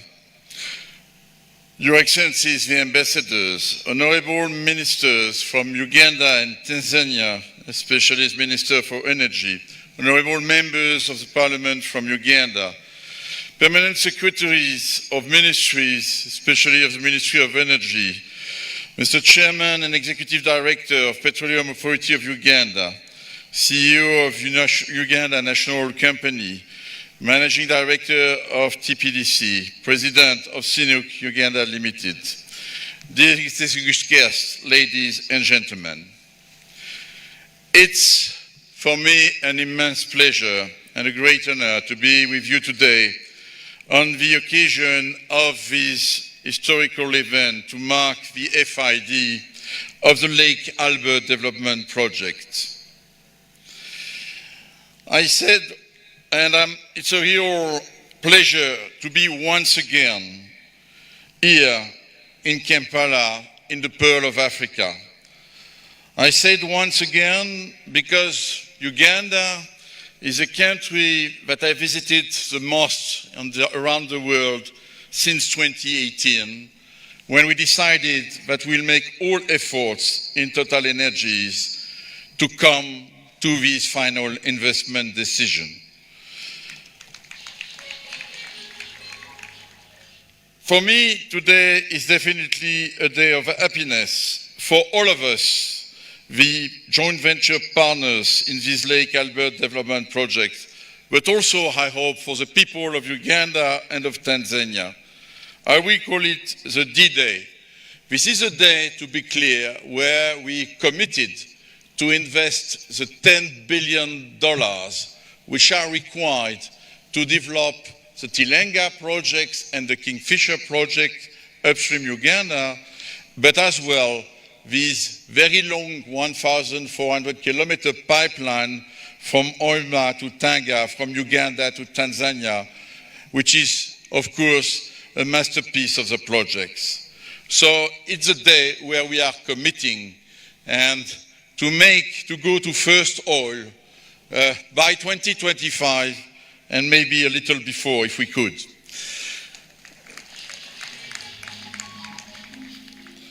Last year I came in April 21 during another important event when the two governments of Uganda and Tanzania signed the agreement paving the way to the IACOP projects.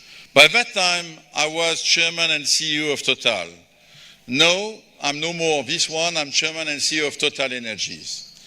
As the Honorable Minister said, the energy world is changing.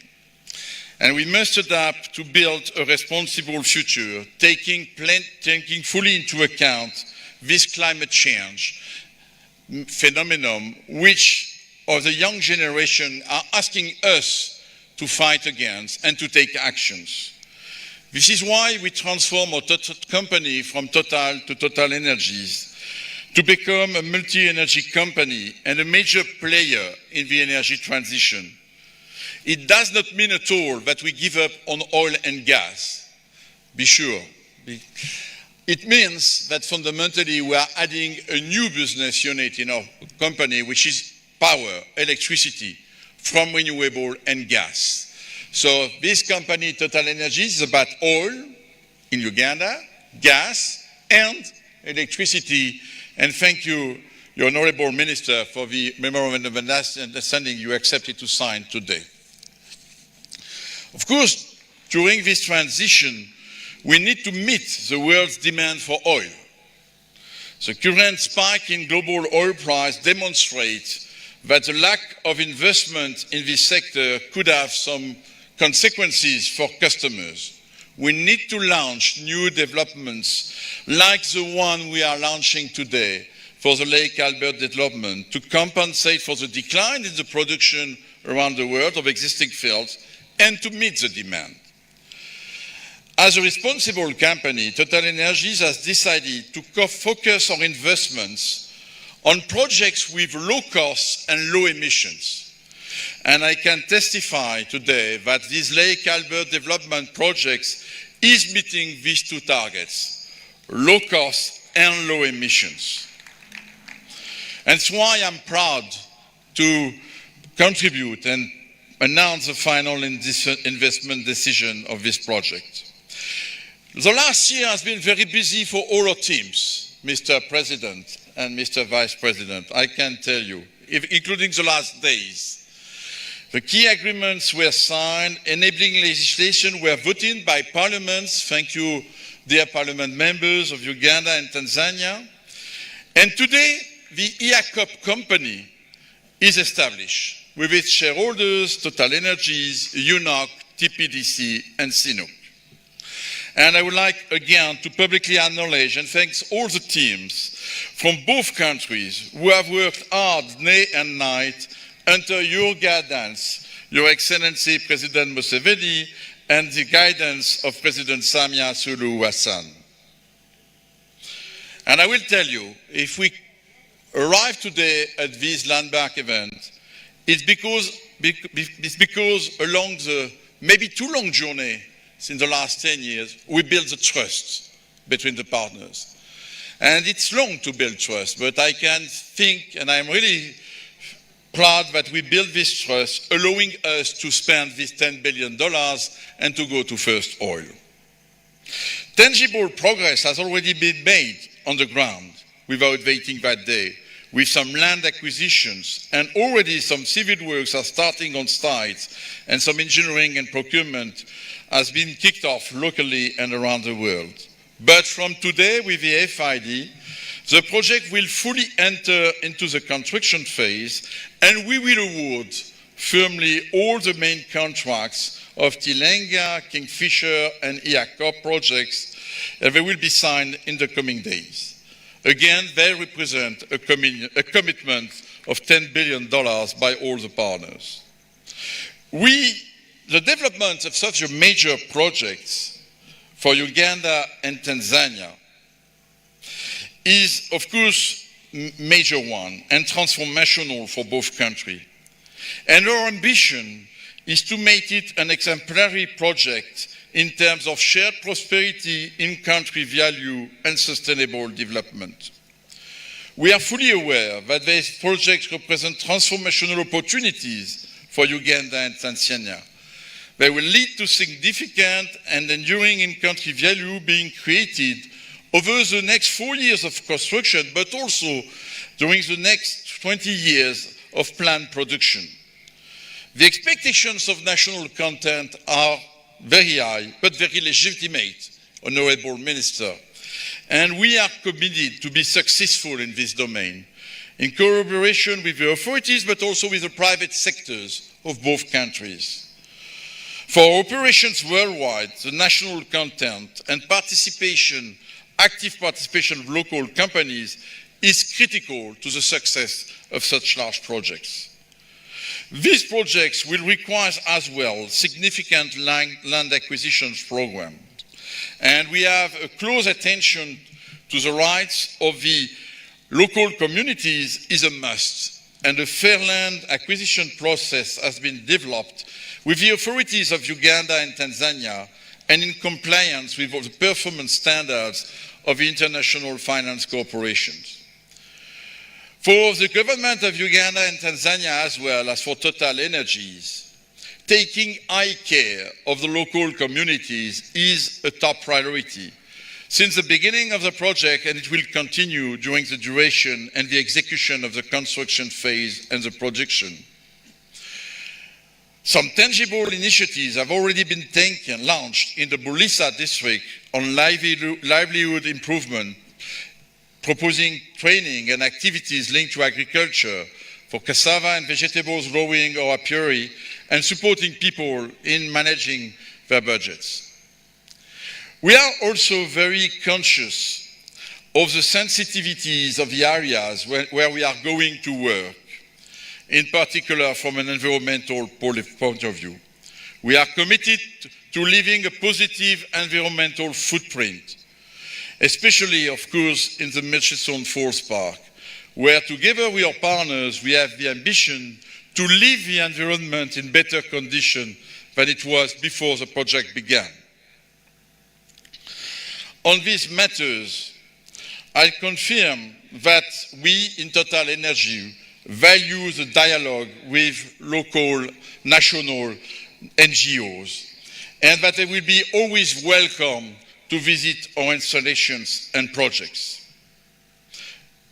I would also like to mention that in our journey with Uganda and Tanzania, Total Energies has the ambition to become a privileged partner on new energies and renewables, like I said before.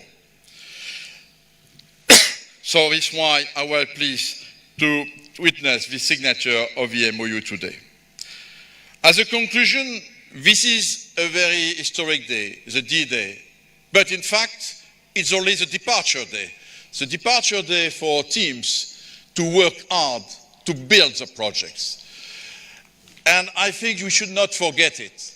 We spent 10 years, we entered into Uganda in 2012 as Total Energies, Total by that time, to achieve this commitment today. We have 4 years now to build it. We should not forget it because before this day, it was a time of long negotiation, finding solid base for the projects. It's done. No, it's a time of execution. Industry is the art of execution, and time is money. So we must not lose a single day. And the only way to do it, to execute it, to support our teams in Uganda, in Tanzania, from Total Energies, CNOOC, CNOOC, TPDC, is to be united and to keep in mind the trust we have built together. This is for me fundamental, because each day we will lose is not only not meeting the target that the chairman of CNOOC said to us, it will also mean money and cost. So please keep the trust together and keep that in mind. It's my request today to all of you. I would like to conclude that, again, this day would not have been possible without the clear leadership involvement of President Museveni from Uganda. I will remember for long the night of November 2019, where both of us alone, we decided that we'll reach this FID, whatever it costs. That night, we founded the right foundation for the projects. And I thank you, Mr. President, for your trust as well. I would also reiterate my gratitude to President of Tanzania and Mr. Vice President. Tanzania, again, to produce the oil from Uganda, we need to have access to the sea. And the choice done to go to Tanzania by President Museveni, really, we met in Tanzania very committed people. And that day as well, we would not have been possible without your support in Tanzania. So thank you for your leadership and guidance and support to us. So, I've been a little long, but again, this is important. Final investment decisions, the commitment of my company and our partners. So thank you for your support again.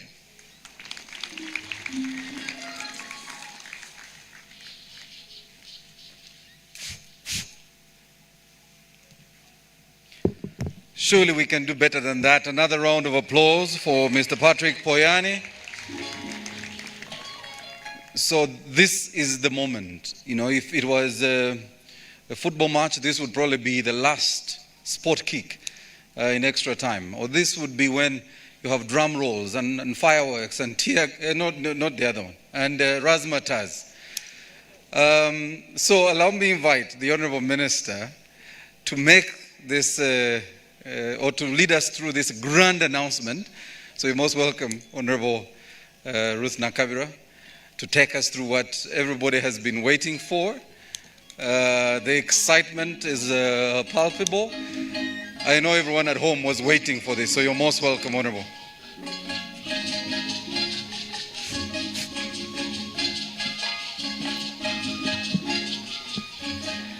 Thank you very much, Your Excellencies and colleagues.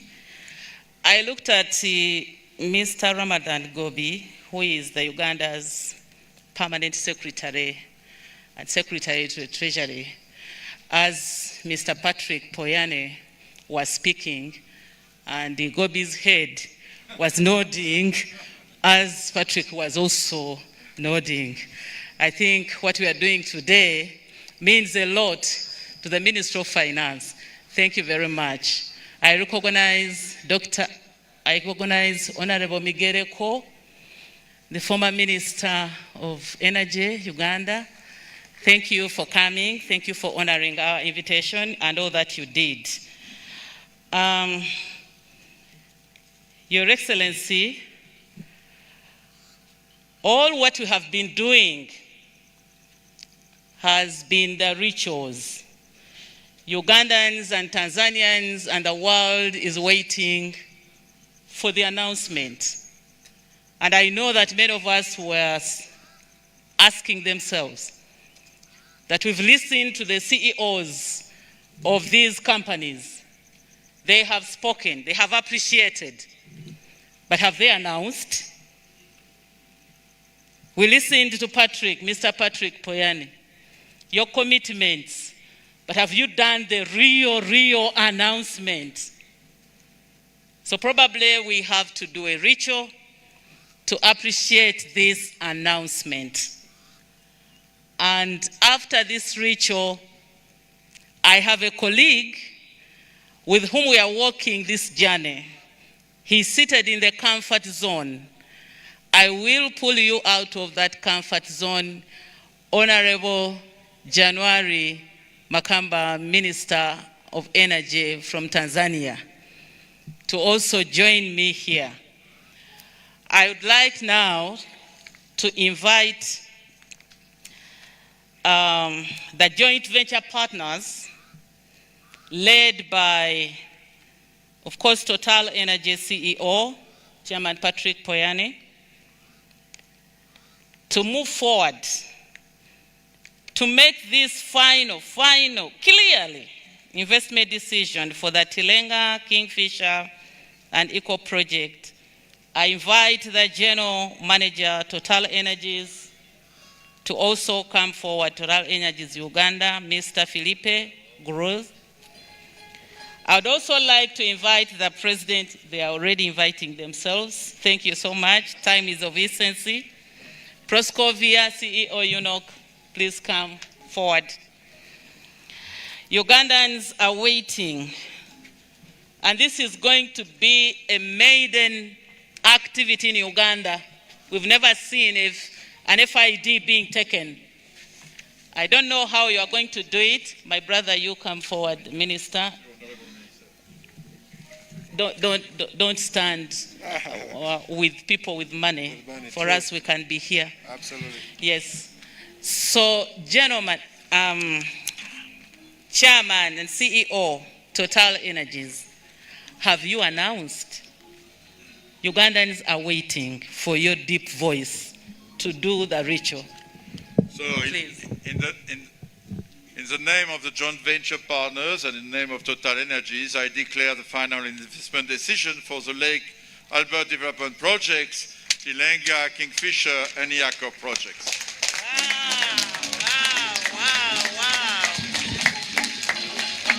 If we were in Busoga, we will do the real thing.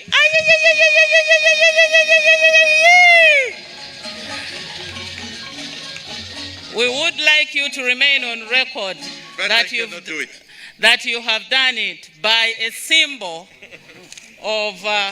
yes, please. Can you please now stand in front and knock your elbows? Knock your elbows. Okay. Yeah. Thank you. Congratulations, Your Excellency. Congratulations, the people of Uganda. Congratulations, the people of Tanzania. After that photograph, I would like to invite Honorable January Makamba just to tell us how you're feeling at this point. Please. I feel ambushed. Nevertheless, very excited. Your Excellency, President Yoweri Kaguta Museveni, Your Excellency Philip Isidore Mpango, Vice President of United Republic of Tanzania, colleagues, ministers, distinguished guests, ladies and gentlemen. It's a wonderful day. It's a historic day. And my sister Ruth didn't warn me that she'll give an opportunity to speak. But nevertheless, we feel delighted. We feel honored as Tanzania to be part of this story. We congratulate President Museveni and the people of Uganda for the journey that have reached here. We are proud of our cooperation between our two countries and people, cooperation between the partners that has gotten us to this day, and the future. We are excited about the future.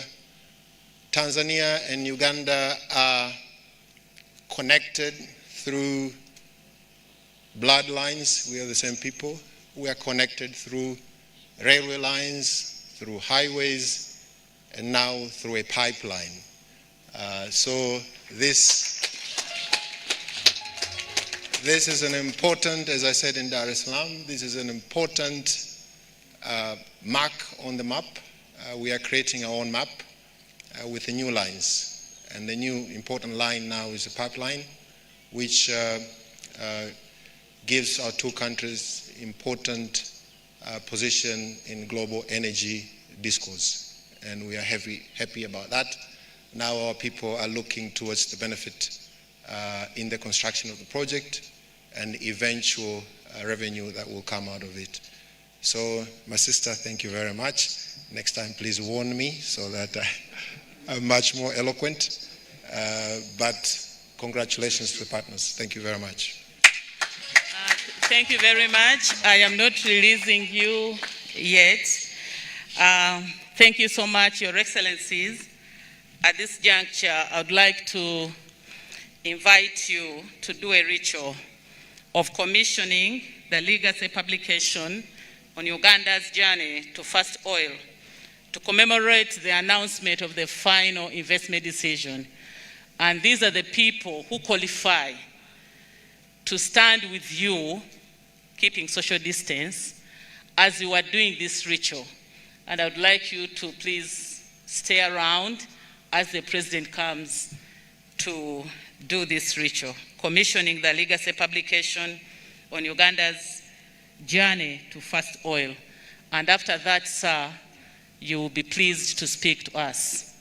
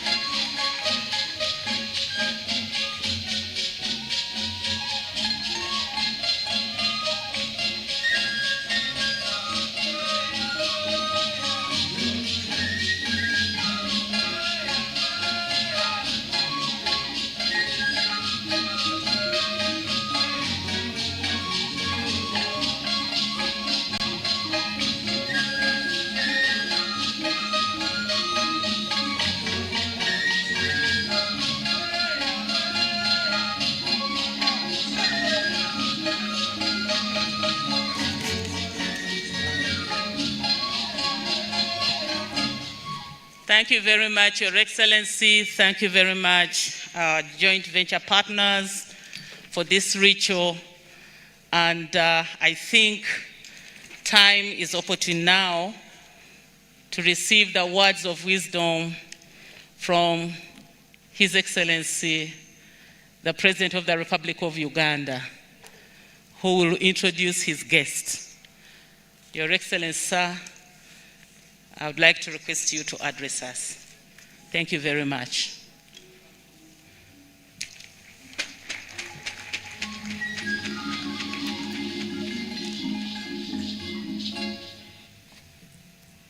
Yes, continue with that music. The music which brings the chairman of the National Resistance Movement to address the nation and the world on this historical day. Final investment decision has been taken.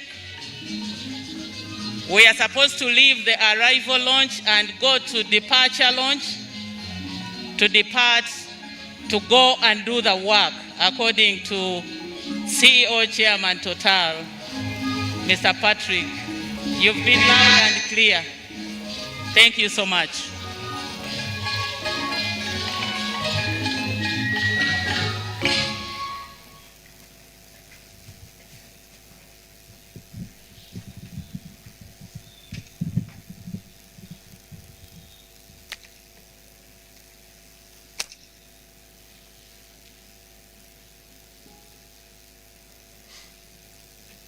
His Excellency, the Vice President of the brother country of Tanzania, Dr. Mpango, the Vice President of Uganda, the Honorable Ministers of Uganda and Tanzania, the CEO of Total Energies, the CEO of CNOOC, the leaders of the oil groups companies in Uganda, Tanzania, Their Excellencies, the ambassadors and high commissioners, and all the invited guests. Before I make my remarks, I would like to invite His Excellency Mpango to address you on behalf of Her Excellency Samia Suluhu Hassan. Most welcome.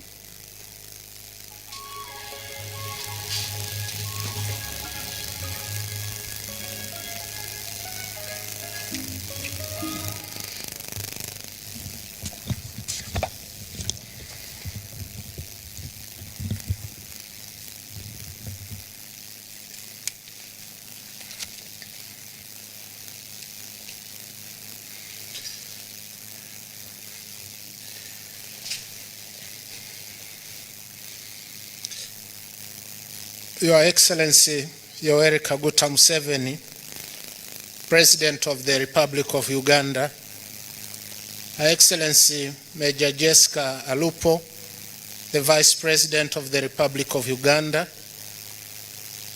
Honorable Ruth Nakabirwa, Minister of Energy and Mineral Development of the Republic of Uganda, Honorable January Makamba, Minister of Energy of the United Republic of Tanzania, honorable ministers and other senior government officials of both countries present, Your Excellencies, ambassadors and high commissioners, representatives of Total Energies and China National Offshore Oil Corporation, Excellencies, ladies and gentlemen. At the outset, allow me to convey warm greetings and congratulations from Her Excellency Samia Suluhu Hassan, the President of the United Republic of Tanzania, on this milestone announcement of the final investment decision by the international oil companies, which form the joint venture partners for the upstream and the East African crude oil pipeline projects. This indeed is a momentous occasion that marks the beginning of the next phases of the project development and production. Her Excellencies, President Samia Suluhu Hassan wished to be here, but is unable to do due to other national exigencies. In this regard, Her Excellency asked me to stand in for her and deliver these remarks. I wish to express my sincere appreciation to the government and the people of the Republic of Uganda for the warm welcome extended to me and my delegation since our arrival at Entebbe International Airport and subsequently here in this lovely city of Seven Hills. Your Excellencies, distinguished guests, today's event is the outcome of considerable efforts and relentless dedication by the two countries since the signing of the intergovernmental agreement on the construction of the East African crude oil pipeline project on the 26th of May 2017 and the successive agreements between our governments and the EACOP company. Your Excellency, Mr. President, the commendable progress made so far on the implementation of the East African crude oil pipeline project since your last visit to Dar es Salaam on the 27th of November 2021 is indeed impressive.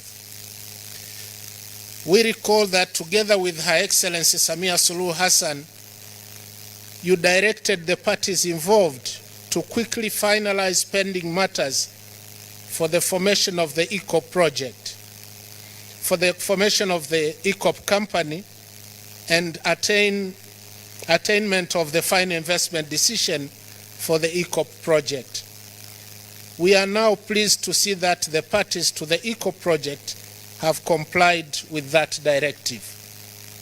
On behalf of Her Excellency President Samia Suluhu Hassan, the government and the people of the United Republic of Tanzania, commend the people of the Republic of Uganda under your leadership, Your Excellency, for the commitment and dedication exhibited towards the realization of the East African crude oil pipeline project. In the same vein, I applaud our partners, Total Energies and China National Offshore Oil Corporation, who have just sealed the deal today by announcing the final investment decision. Indeed, your guidance, support, and commitment has been the key to the success of this project and is greatly appreciated. Asante sana, Mheshimiwa Rais. Your Excellencies, Tanzania and Uganda are bound together by a common heritage.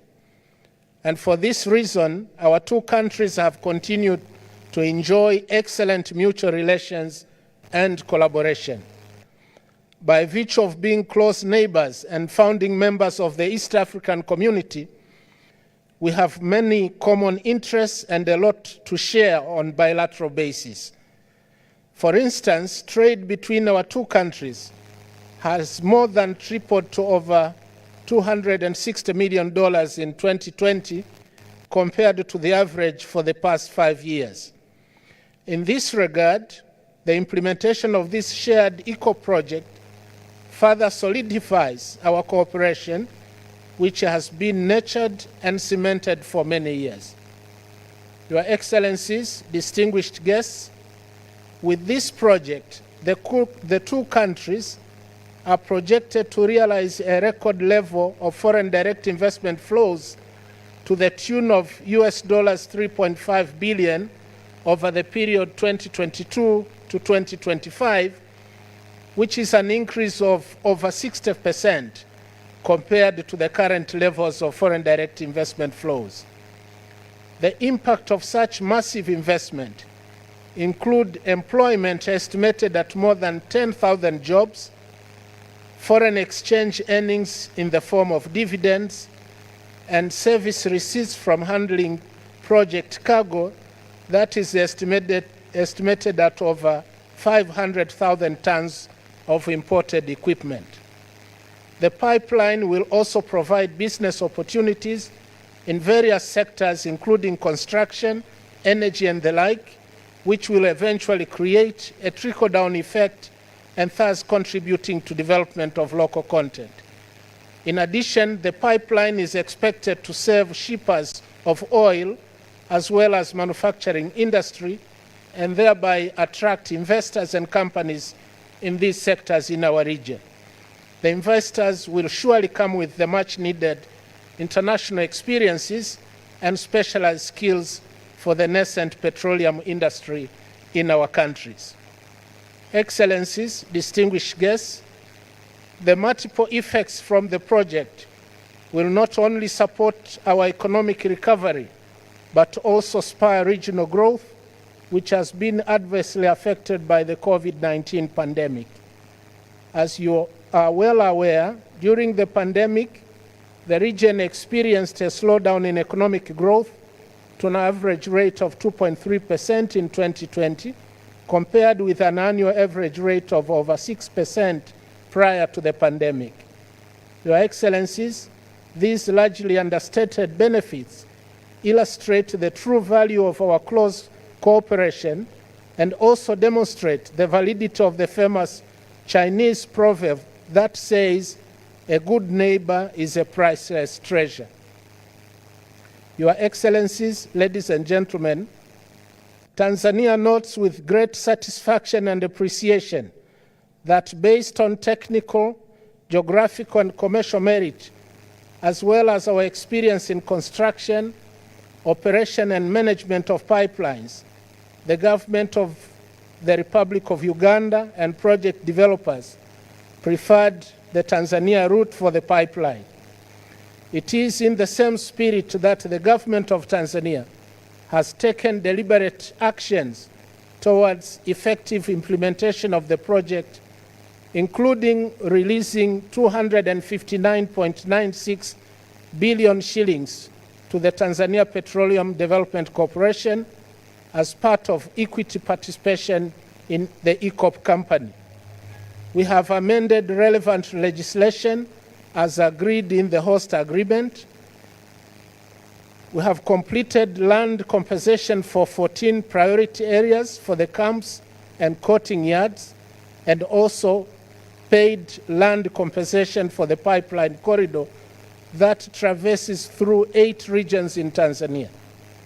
In addition, on the 5th of November 2021, the project company handed over the project land to a Tanzanian contractor, i.e. Milembe Construction Limited, to start early civil works, which includes the clearance, leveling and fencing of the priority areas in Bukombe, Sojo Nzega and Igunga. The civil works are expected to be completed in May this year, 2022. Your Excellencies, distinguished guests, as it has been observed, all parties, including the peoples of the 2 countries, have had a particular responsibility to fulfill for successful implementation of this project. It is my humble plea to the people of the Republic of Uganda and the United Republic of Tanzania to take ownership of the project. And this includes ensuring security of the pipeline, protection of the environment along the pipeline, and also reporting any incidents that may affect implementation of this project. May I also implore our customs departments in both countries, as well as related institutions, to ensure speedy clearance of imported equipment for this project for smooth implementation. Similarly, other parties, and especially the international oil companies, are reminded to adhere to labor laws, including avoidance of child labor, and ensure environmental sustainability and conservation in line with the environmental and social impact assessments. I'm therefore looking forward to hear that all partners are committed to implement this project in an exemplary manner, taking into consideration the ecology as well as local community rights. Your Excellencies, as I conclude, I would like to encourage our private sector to take advantage and participate in the value chain of these projects through joint ventures with regional and international partners and supply of inputs, both physical and skills. On the other hand, the international companies are encouraged to support supplier development by reducing the complexity of contracts to ease access by the local actors, build capacity at national and community level, and promote internships and attachment of citizens of the 2 countries, and especially the youth. We should keep in mind that the successful implementation of this project depends solely on the commitment and trust of all parties to act solemnly as expected. Excellencies, distinguished guests, ladies and gentlemen, I wish to end my remarks by reiterating the commitment and readiness of the government of the United Republic of Tanzania to ensure effective implementation of the ECO project by providing the necessary support to all parties involved. May God bless the Republic of Uganda. May God bless the United Republic of Tanzania and the East African community. Excellencies, I thank you for your kind attention.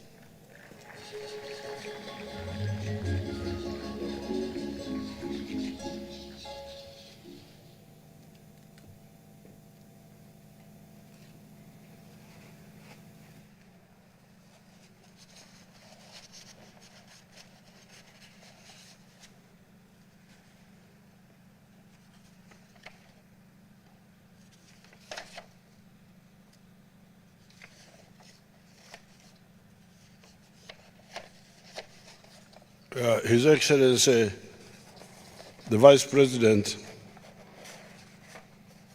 of the United Republic of Tanzania, Her Excellency, the Vice President of Uganda, all the other protocol observed as already done. I want to remind the Ugandans and the East Africans that the exploration for petroleum started in Uganda by the British in 1920.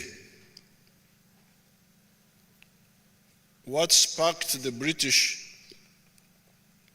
to look for the oil was a seepage of oil at a place called Kibiro. Kibiro is in the valley of Lake Albert, and it is from the local languages, Okubira. Okubira is when you are boiling like water, when it boils, it is called Okubira. So when that's why our ancestors called that place Kibiro, the place where things are boiling from underground. When they saw that seepage, long ago. So when the British came, they showed, our locals showed the British, there is something boiling from the ground here. Now, the British, between 1920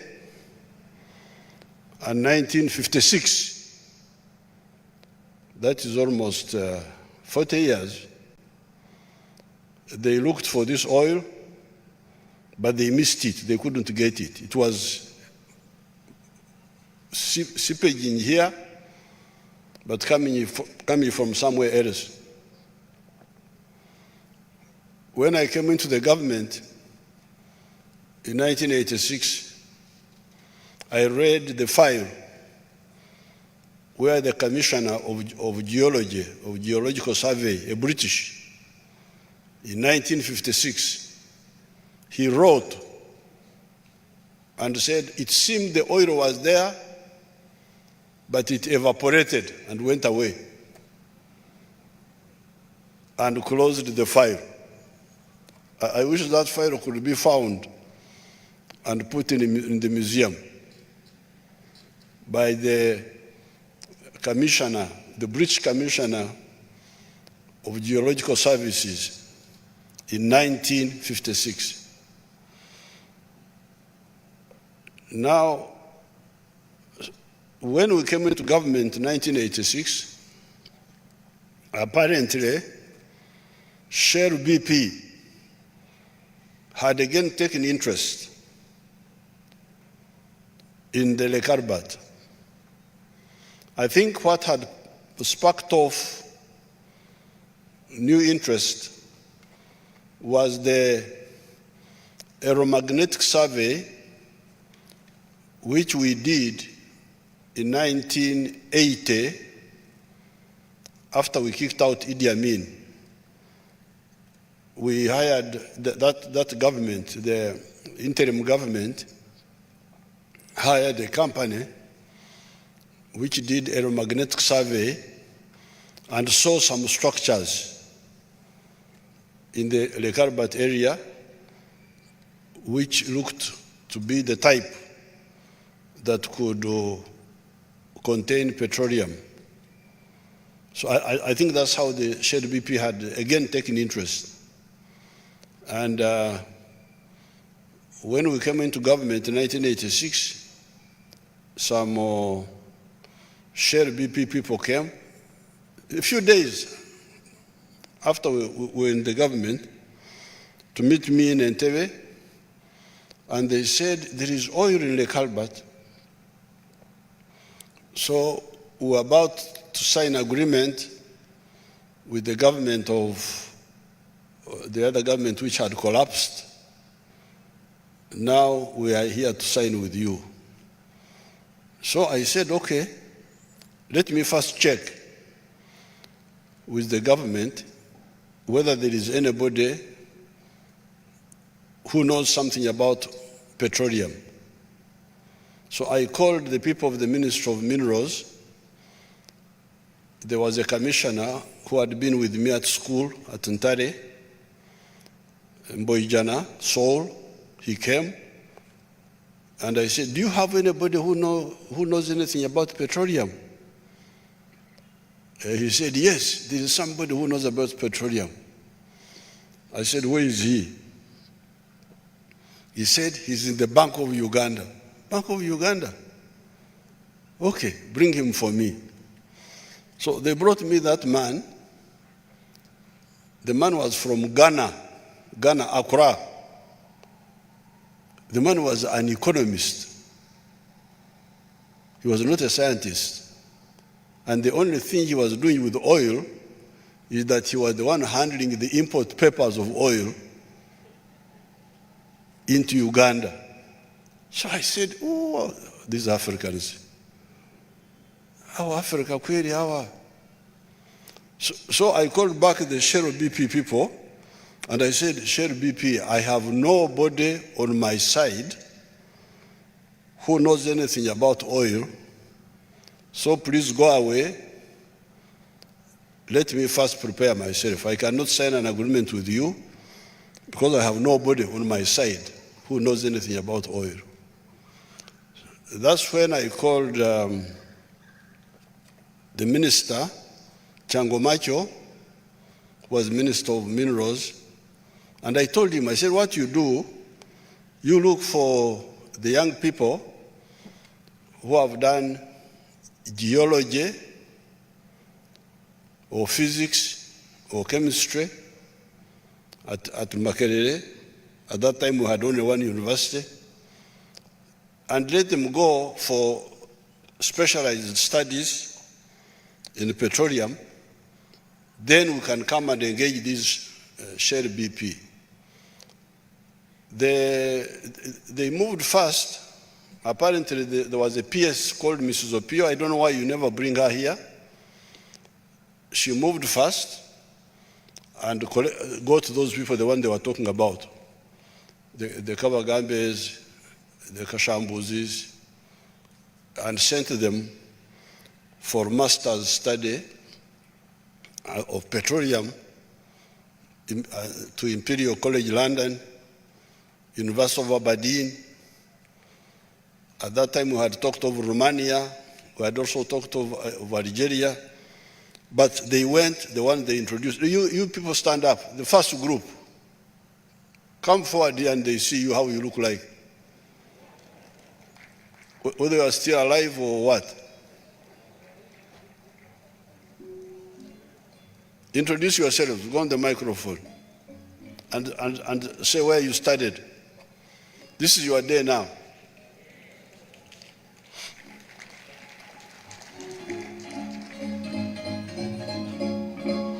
Your Excellency, thank you very much. My name is Dr. Fred Kabagambe Kalisa.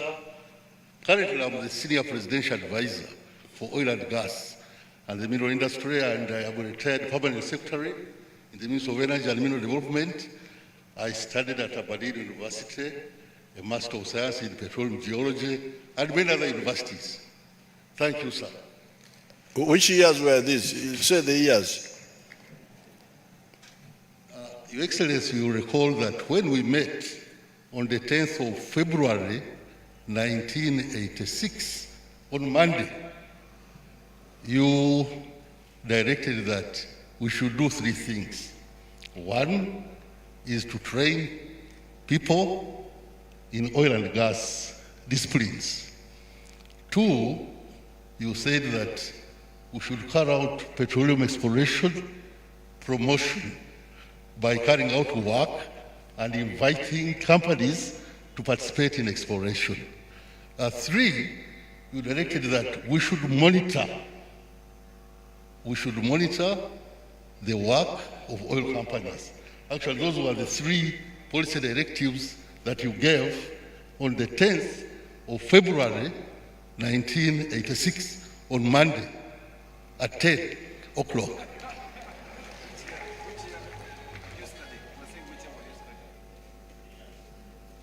Your Excellency, I studied at Aberdeen University from 1986 to 1987. You were in the first group? Yes, sir. Actually, I was the first person, and I'm alive. Thank you, Your Excellency. And where is Kashambuzi? Kashambuzi was invited, but he was unable to come. But when did he go to study? Same. He went to study at Imperial College, 1986, 1987. How many were you? We were two, sir. Oh, Thank you, sir. Okay.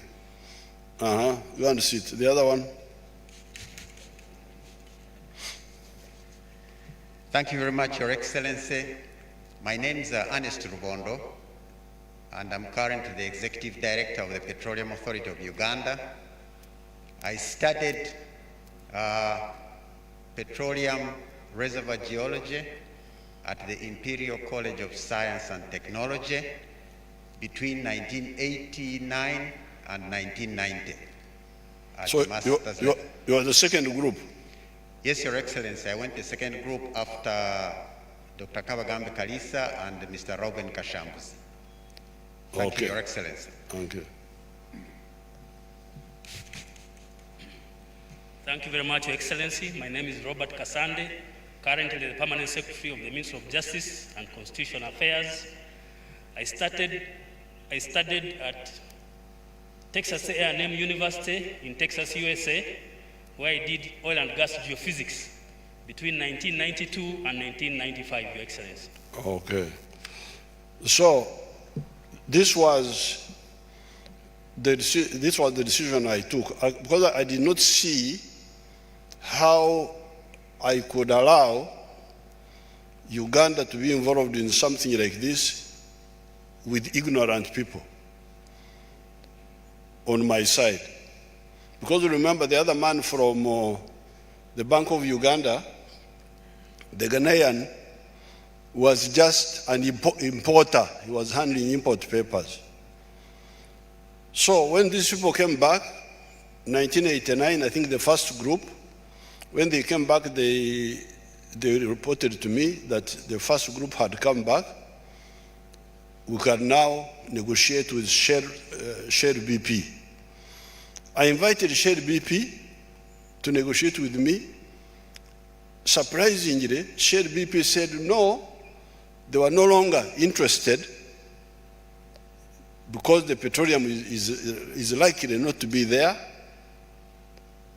We think the petroleum was there, but it evaporated because of the volcanoes and so on. But you are the one who wanted to sign with me 3 years ago. Now you have changed. I said, okay, bye-bye, you go. That's how I called these people. I said, now you look for the oil yourself. This one is here. And that's what they did. I think they did. You come and say what you did, the part you did. The one who knows the story.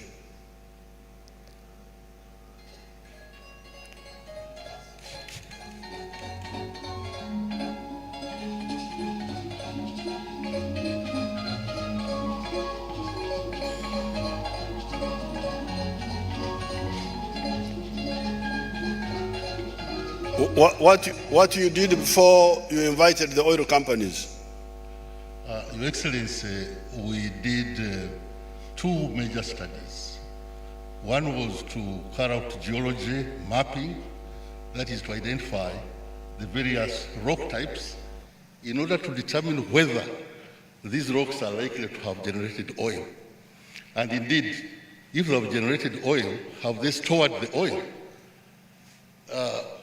Mr. Rubondo here did discover a rock that generates oil, a source rock at Kivilo. And Mr. Kasande here discovered a very good rock that hosts oil in the Kibuku, the Kasande Formation. So that was the first package. The second package was to carry out a geophysical survey, largely composed of gravity work and magnetics, in order to find out if there are structures underground which have potential to store oil. And in 2003, we were able to draw out a map that identified over 20 structures which had potential to store oil. And indeed, when we invited the companies to come and look at these structures, and they did the more expensive seismic survey and drilling, wherever we showed them where these structures were, they actually found oil. Thank you very much. In short, that is the story. Thank you. So that's what, because I remember those people brought to me computer images saying that we think there is oil here, according to these underground structures, but we don't have the money for drilling, so that's why we are inviting the oil companies. That's how the first companies came. There was a company called Hardman from Australia, Heritage, Talo. They came because these people had proven the British wrong. You remember the British man in 1956 had said there was no oil. The share had now changed, said there was no oil, but our people said no, we think here there is likely to be oil. And that's how the companies came in. Then, as you hear, their map was done 2003, and when these companies came, the external companies, by 2006, they had hit the oil, 2006.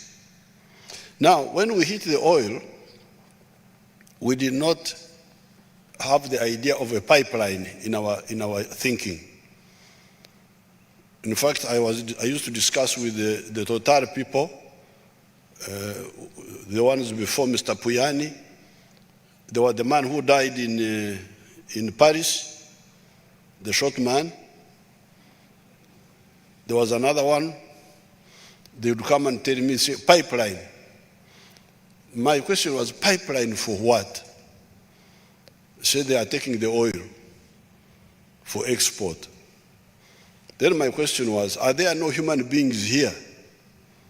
Why are you exporting the oil? Why don't we process it here? Why don't we refine it and use it here in Uganda and East Africa so that we supply our needs? But they insisted. They said, no, no, no. Because of economics, we must also export. They resisted the idea of the pipeline, of the refinery, but I also resisted. I said, no, the refinery must be there. We cannot go on importing finished products when we are producing oil. So in the end, we agreed on refinery plus pipeline.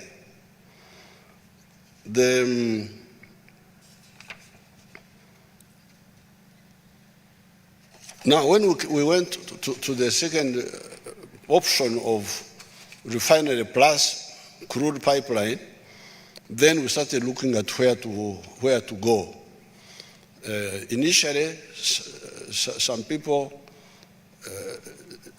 there was the route of Mombasa, which was a bit shorter, but it had some issues. It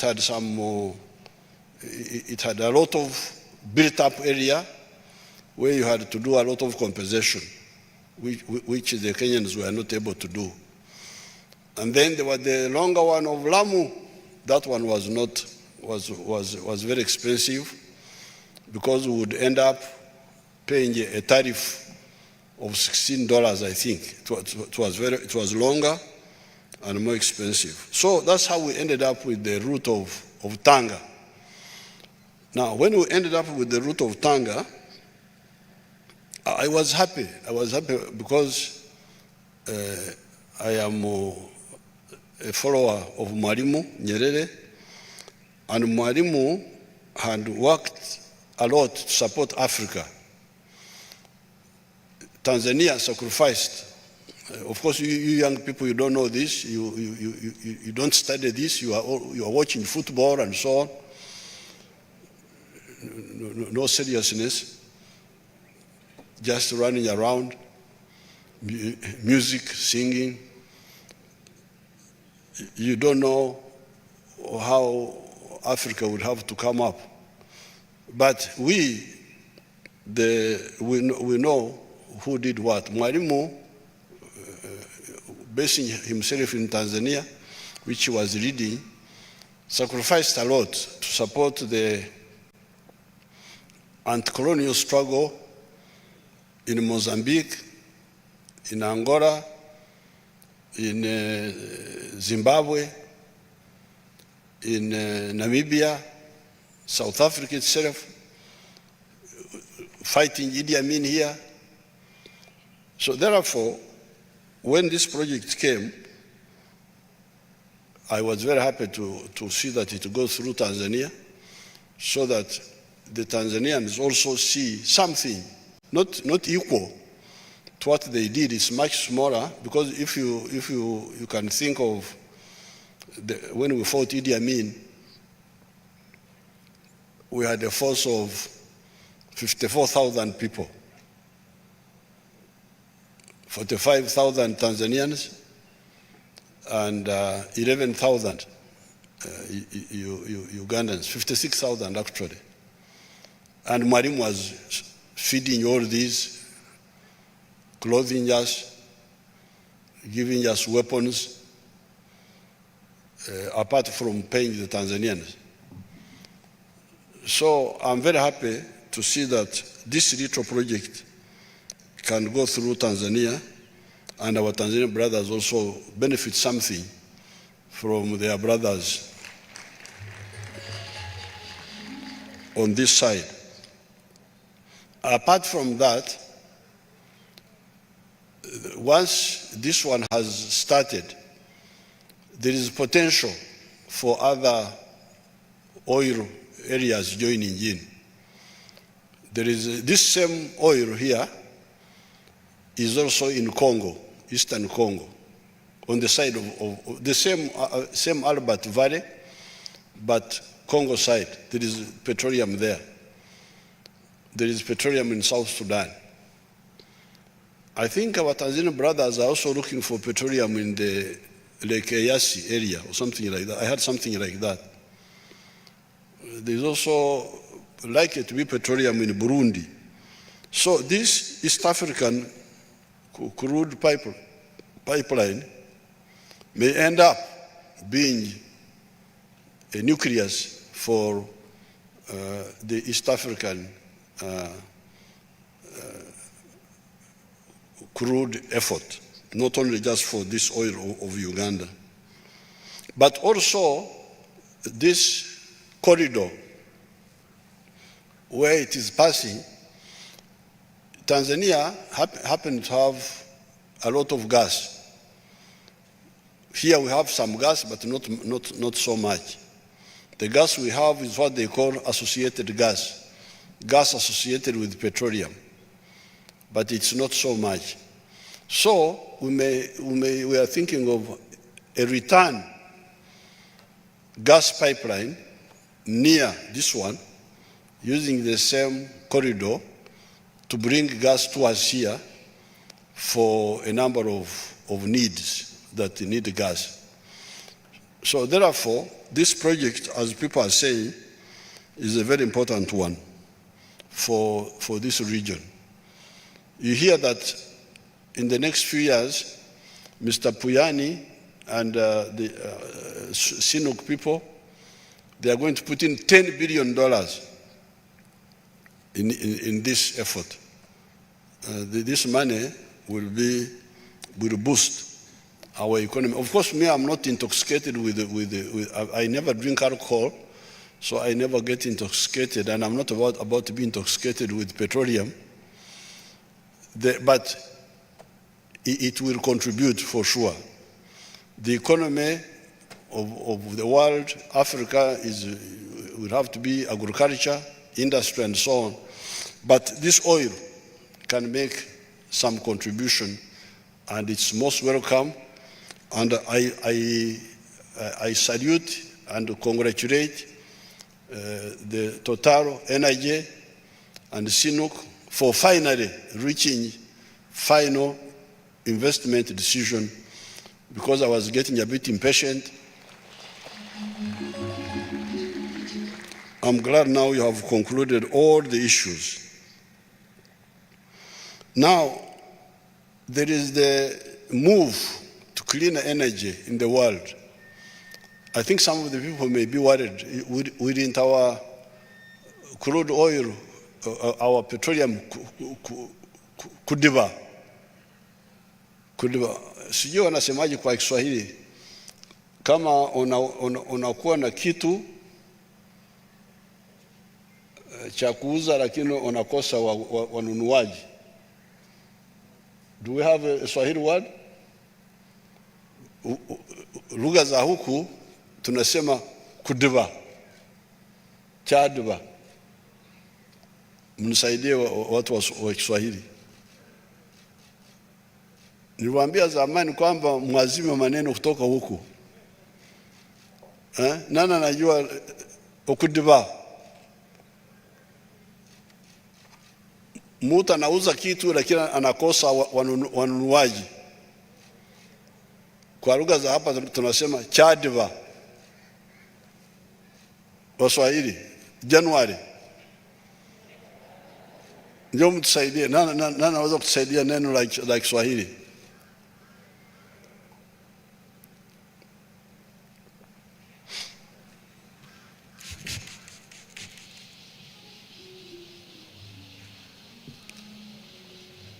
Asante Mheshimiwa Rais. Sina hakika kama ni lugha rasmi, lakini tunaweza kusema kimedoda.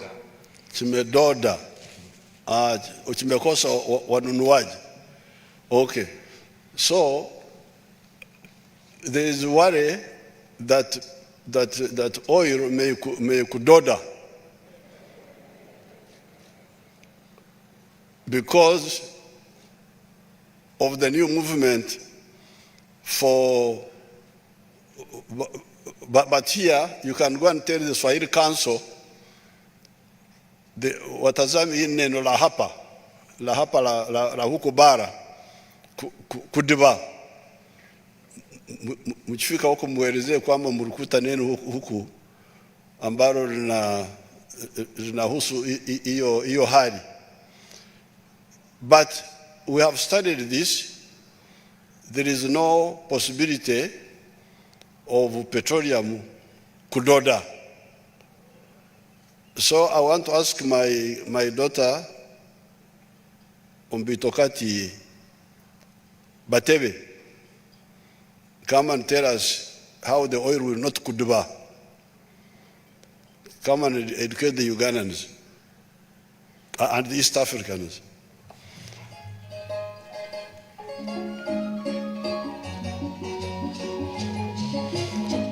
The français, the kuduba is our Bantu word for when you have something to sell, but you have no buyers to buy. It is no longer marketable. You don't have even an English word. I will give you kuduba. You can take it back to. Yes, Your Excellencies, the utilization of petroleum is for different forms. We do have petroleum for transportation, the fuel we see on a day-to-day basis, but we also do use petroleum for other benefits. So some of those benefits are in what we term as the petrochemical industry, where we produce a range of products that we use in our day-to-day lives. A good example is polyester that we use and we wear as part of our shirts, but also we do have synthetic rubber that goes to make the tires and wheels on our motor vehicles. But we do also use petroleum for other purposes, including petroleum jelly for those who apply Vaseline, but also aspects such as medicine. Some of our medicine is coated with product from petroleum. But critically, as with the fuel part is being phased out, and we are looking at bringing on clean energy, including biofuels, petroleum will continue to be used for quite some time until products to replace petroleum in these other day-to-day usage of the product. There is ongoing research to replace some of these petroleum products with cellulose-based products, but that will take a long time to be commercialized. So we foresee that we might use this petroleum for up to 40 years before we completely phase it out, if possibly that is achievable. So there are many other products other than petroleum. But the non-fuel uses of petroleum, are they part of the environment problem or what? Yes, they are, but more of their life cycle. The key issue is how we dispose of these products. When you're driving your car, your tires are not emitting per se, but the key issue is how will you dispose of that tire. So thinking through those sustainable ways of eliminating this waste during the life cycle of the use of these products is critical, and there's a lot of ongoing research on ensuring that that is done in an environmentally friendly way. Total, you help us with that one. How do you explain to us? One of your people, get somebody to explain the non-fuel part. How is it a problem to the environment, the non-fuel part? Okay, but tell me, what do you know? Your Excellency, the non-fuel part, the solution is recycling, and not doing any single use of plastic, of rubber. So it can be used for a long time without damaging the environment. Recycling. Recycling. Yes, Your Excellency. If you recycle, there is no danger to the environment. If you recycle, you reuse it several times for a very long duration, and there is no damage to the environment. Okay, thank you. You see, that's what I wanted people, because I did some research. Thank you. Merci beaucoup. Merci beaucoup. I did some research when the conference was going on in Scotland. I did some research. The shirt I'm putting on, this shirt I'm putting on, is 65% polyester. And it's a good shirt. Cotton alone would not produce a shirt as good as this one. This is stronger and easy to wash. You know, cotton, how difficult cotton is to wash. So, therefore, when we are talking of phasing out petroleum, people are talking mainly about the fuel for the cars and for the machines and for, that's what they are talking about. But there are other non-fuel uses of petroleum which will continue for a long time. But I'm very happy to hear that Total has rebranded itself, that you are now not just about petroleum, you are about energy in general. So, I think you are now more African. You are most welcome. Because we, the Africans, we are not using petroleum for energy. We are using the wind. You are welcome back.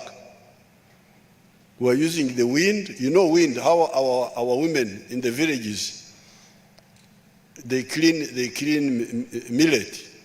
You do like this. Upepo it blows the husks, and the grain remains alone. That's how we're using wind, using the sun to dry. You are the ones who brought this petroleum. So now you are coming back, you are most welcome to the African way. Now, finally, some of the NGOs, you know, NGOs are people who have no work. Ni watu ambao hawana kazi, wanazurura tu. But they spread a lot of confusion.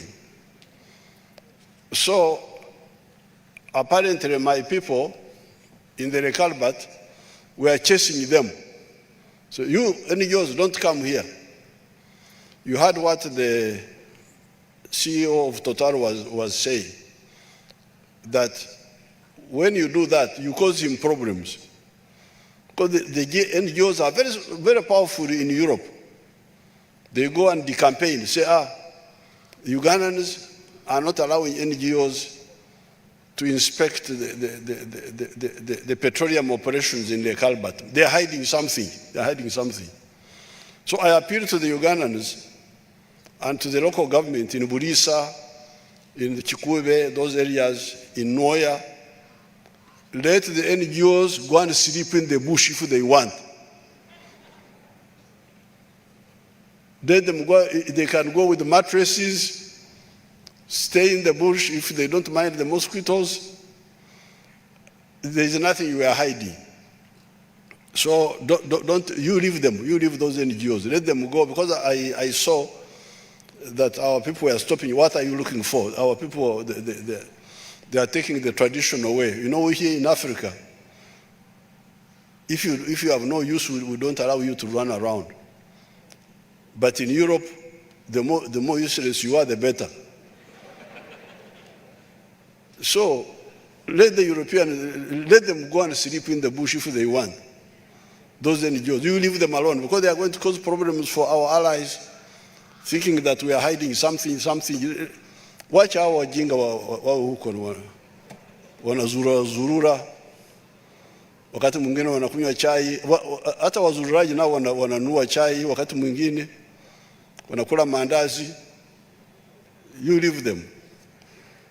So I want to thank Her Excellency Samia Hassan for agreeing to participate with us in the pipeline, because as you heard, the Tanzanian oil company bought shares, full shares, 15%, I think. I think they bought 15% in the pipeline. They co-invested with us. Thank you so much. And I thank her for sending His Excellency the Vice President to come and be in this ceremony.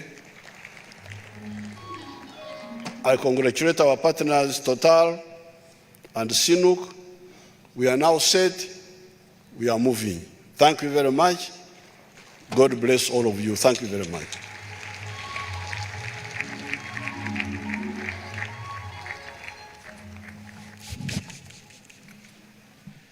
Ladies and gentlemen, another round of applause for His Excellency the President. Your Excellencies, we are coming to the end of today's very historic day, but we have a couple of photos we will be taking, Your Excellency.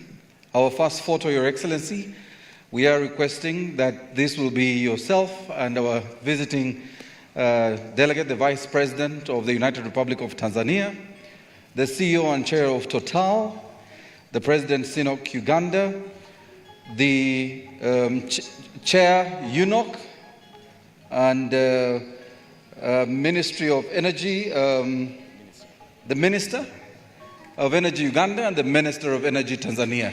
Please do make your way, ladies and gentlemen, for our first photo with His Excellency the President. Protocol will guide you where this will happen.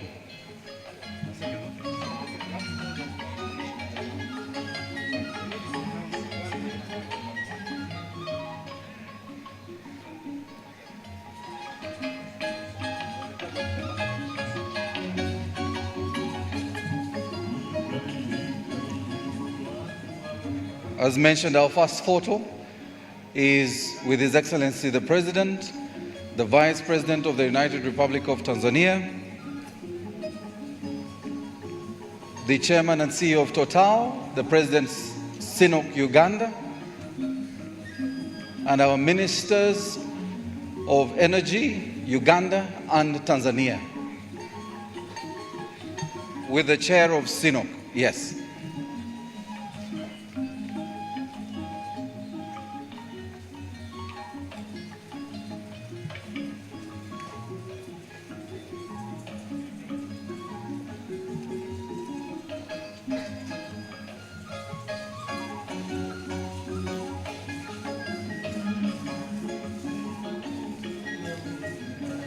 We thank you very much. Our next photo will have our Vice President join His Excellency the President.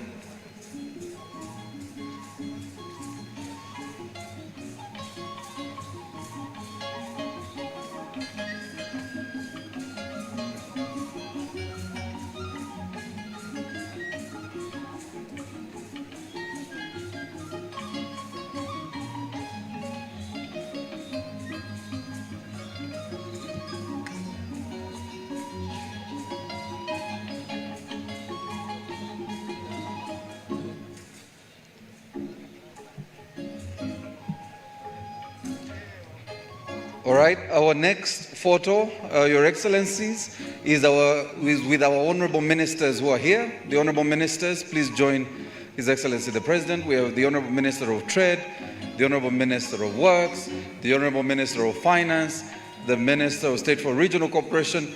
We have the Attorney General, and I could go on and on, and please make your way. That will also include, of course, the Vice President.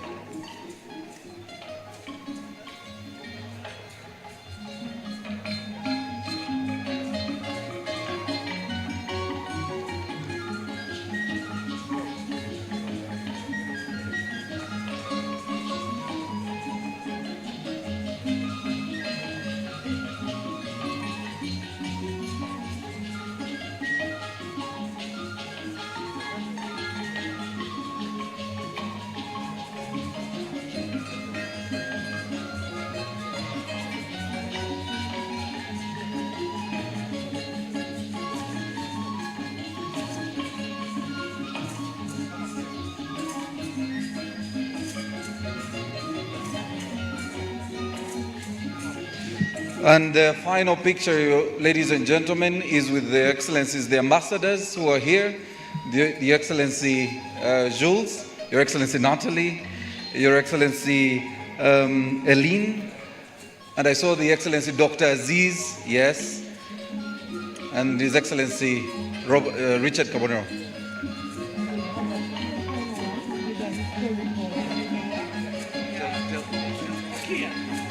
Give me a thumbs up, I'll go.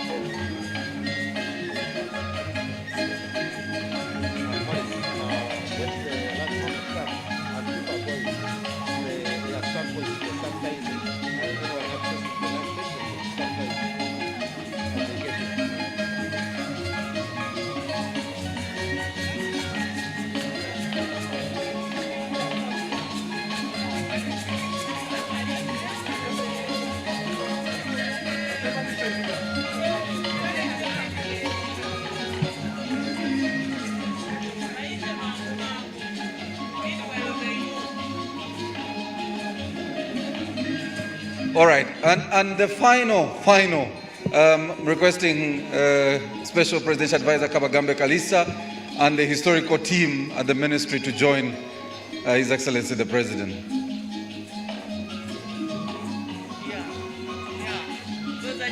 Where is lunch?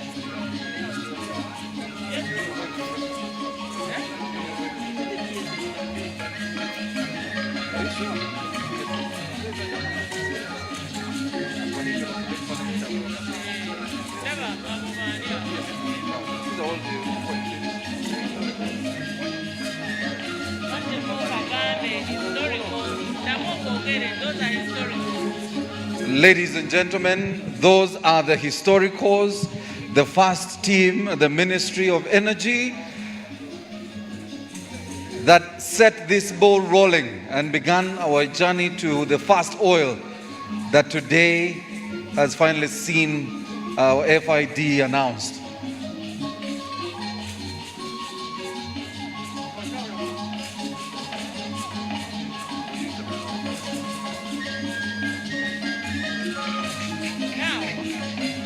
Right now. We thank you very much, Your Excellency.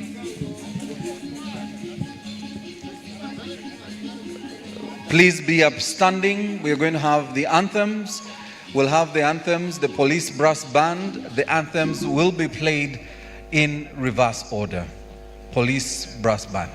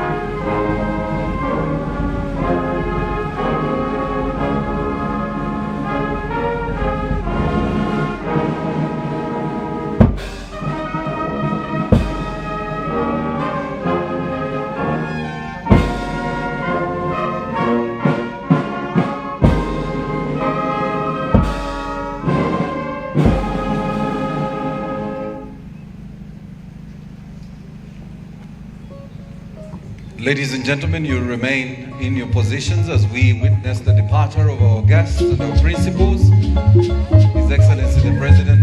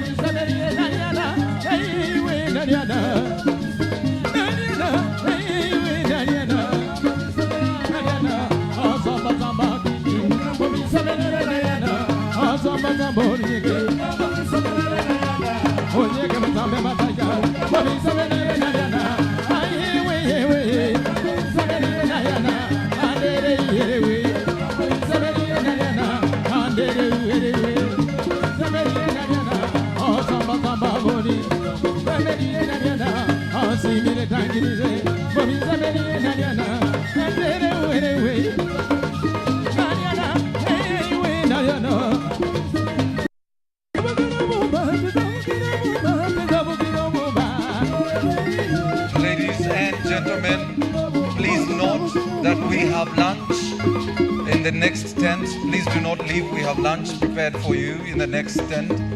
We humbly request on your way into the tent, you will sanitize and get into the tent. But we also have a press conference of our joint venture partners. There is a press conference of our joint venture partners in the tent next door. Members of the press conference will be happening immediately after this. And we're also requesting, I know Fenon has a video they will be playing very shortly, as soon as we get our dignitaries departing. So Fenon has a video they will be playing for us. Please do not leave. We have lunch set for you. And members of the press, there is a press conference immediately after this.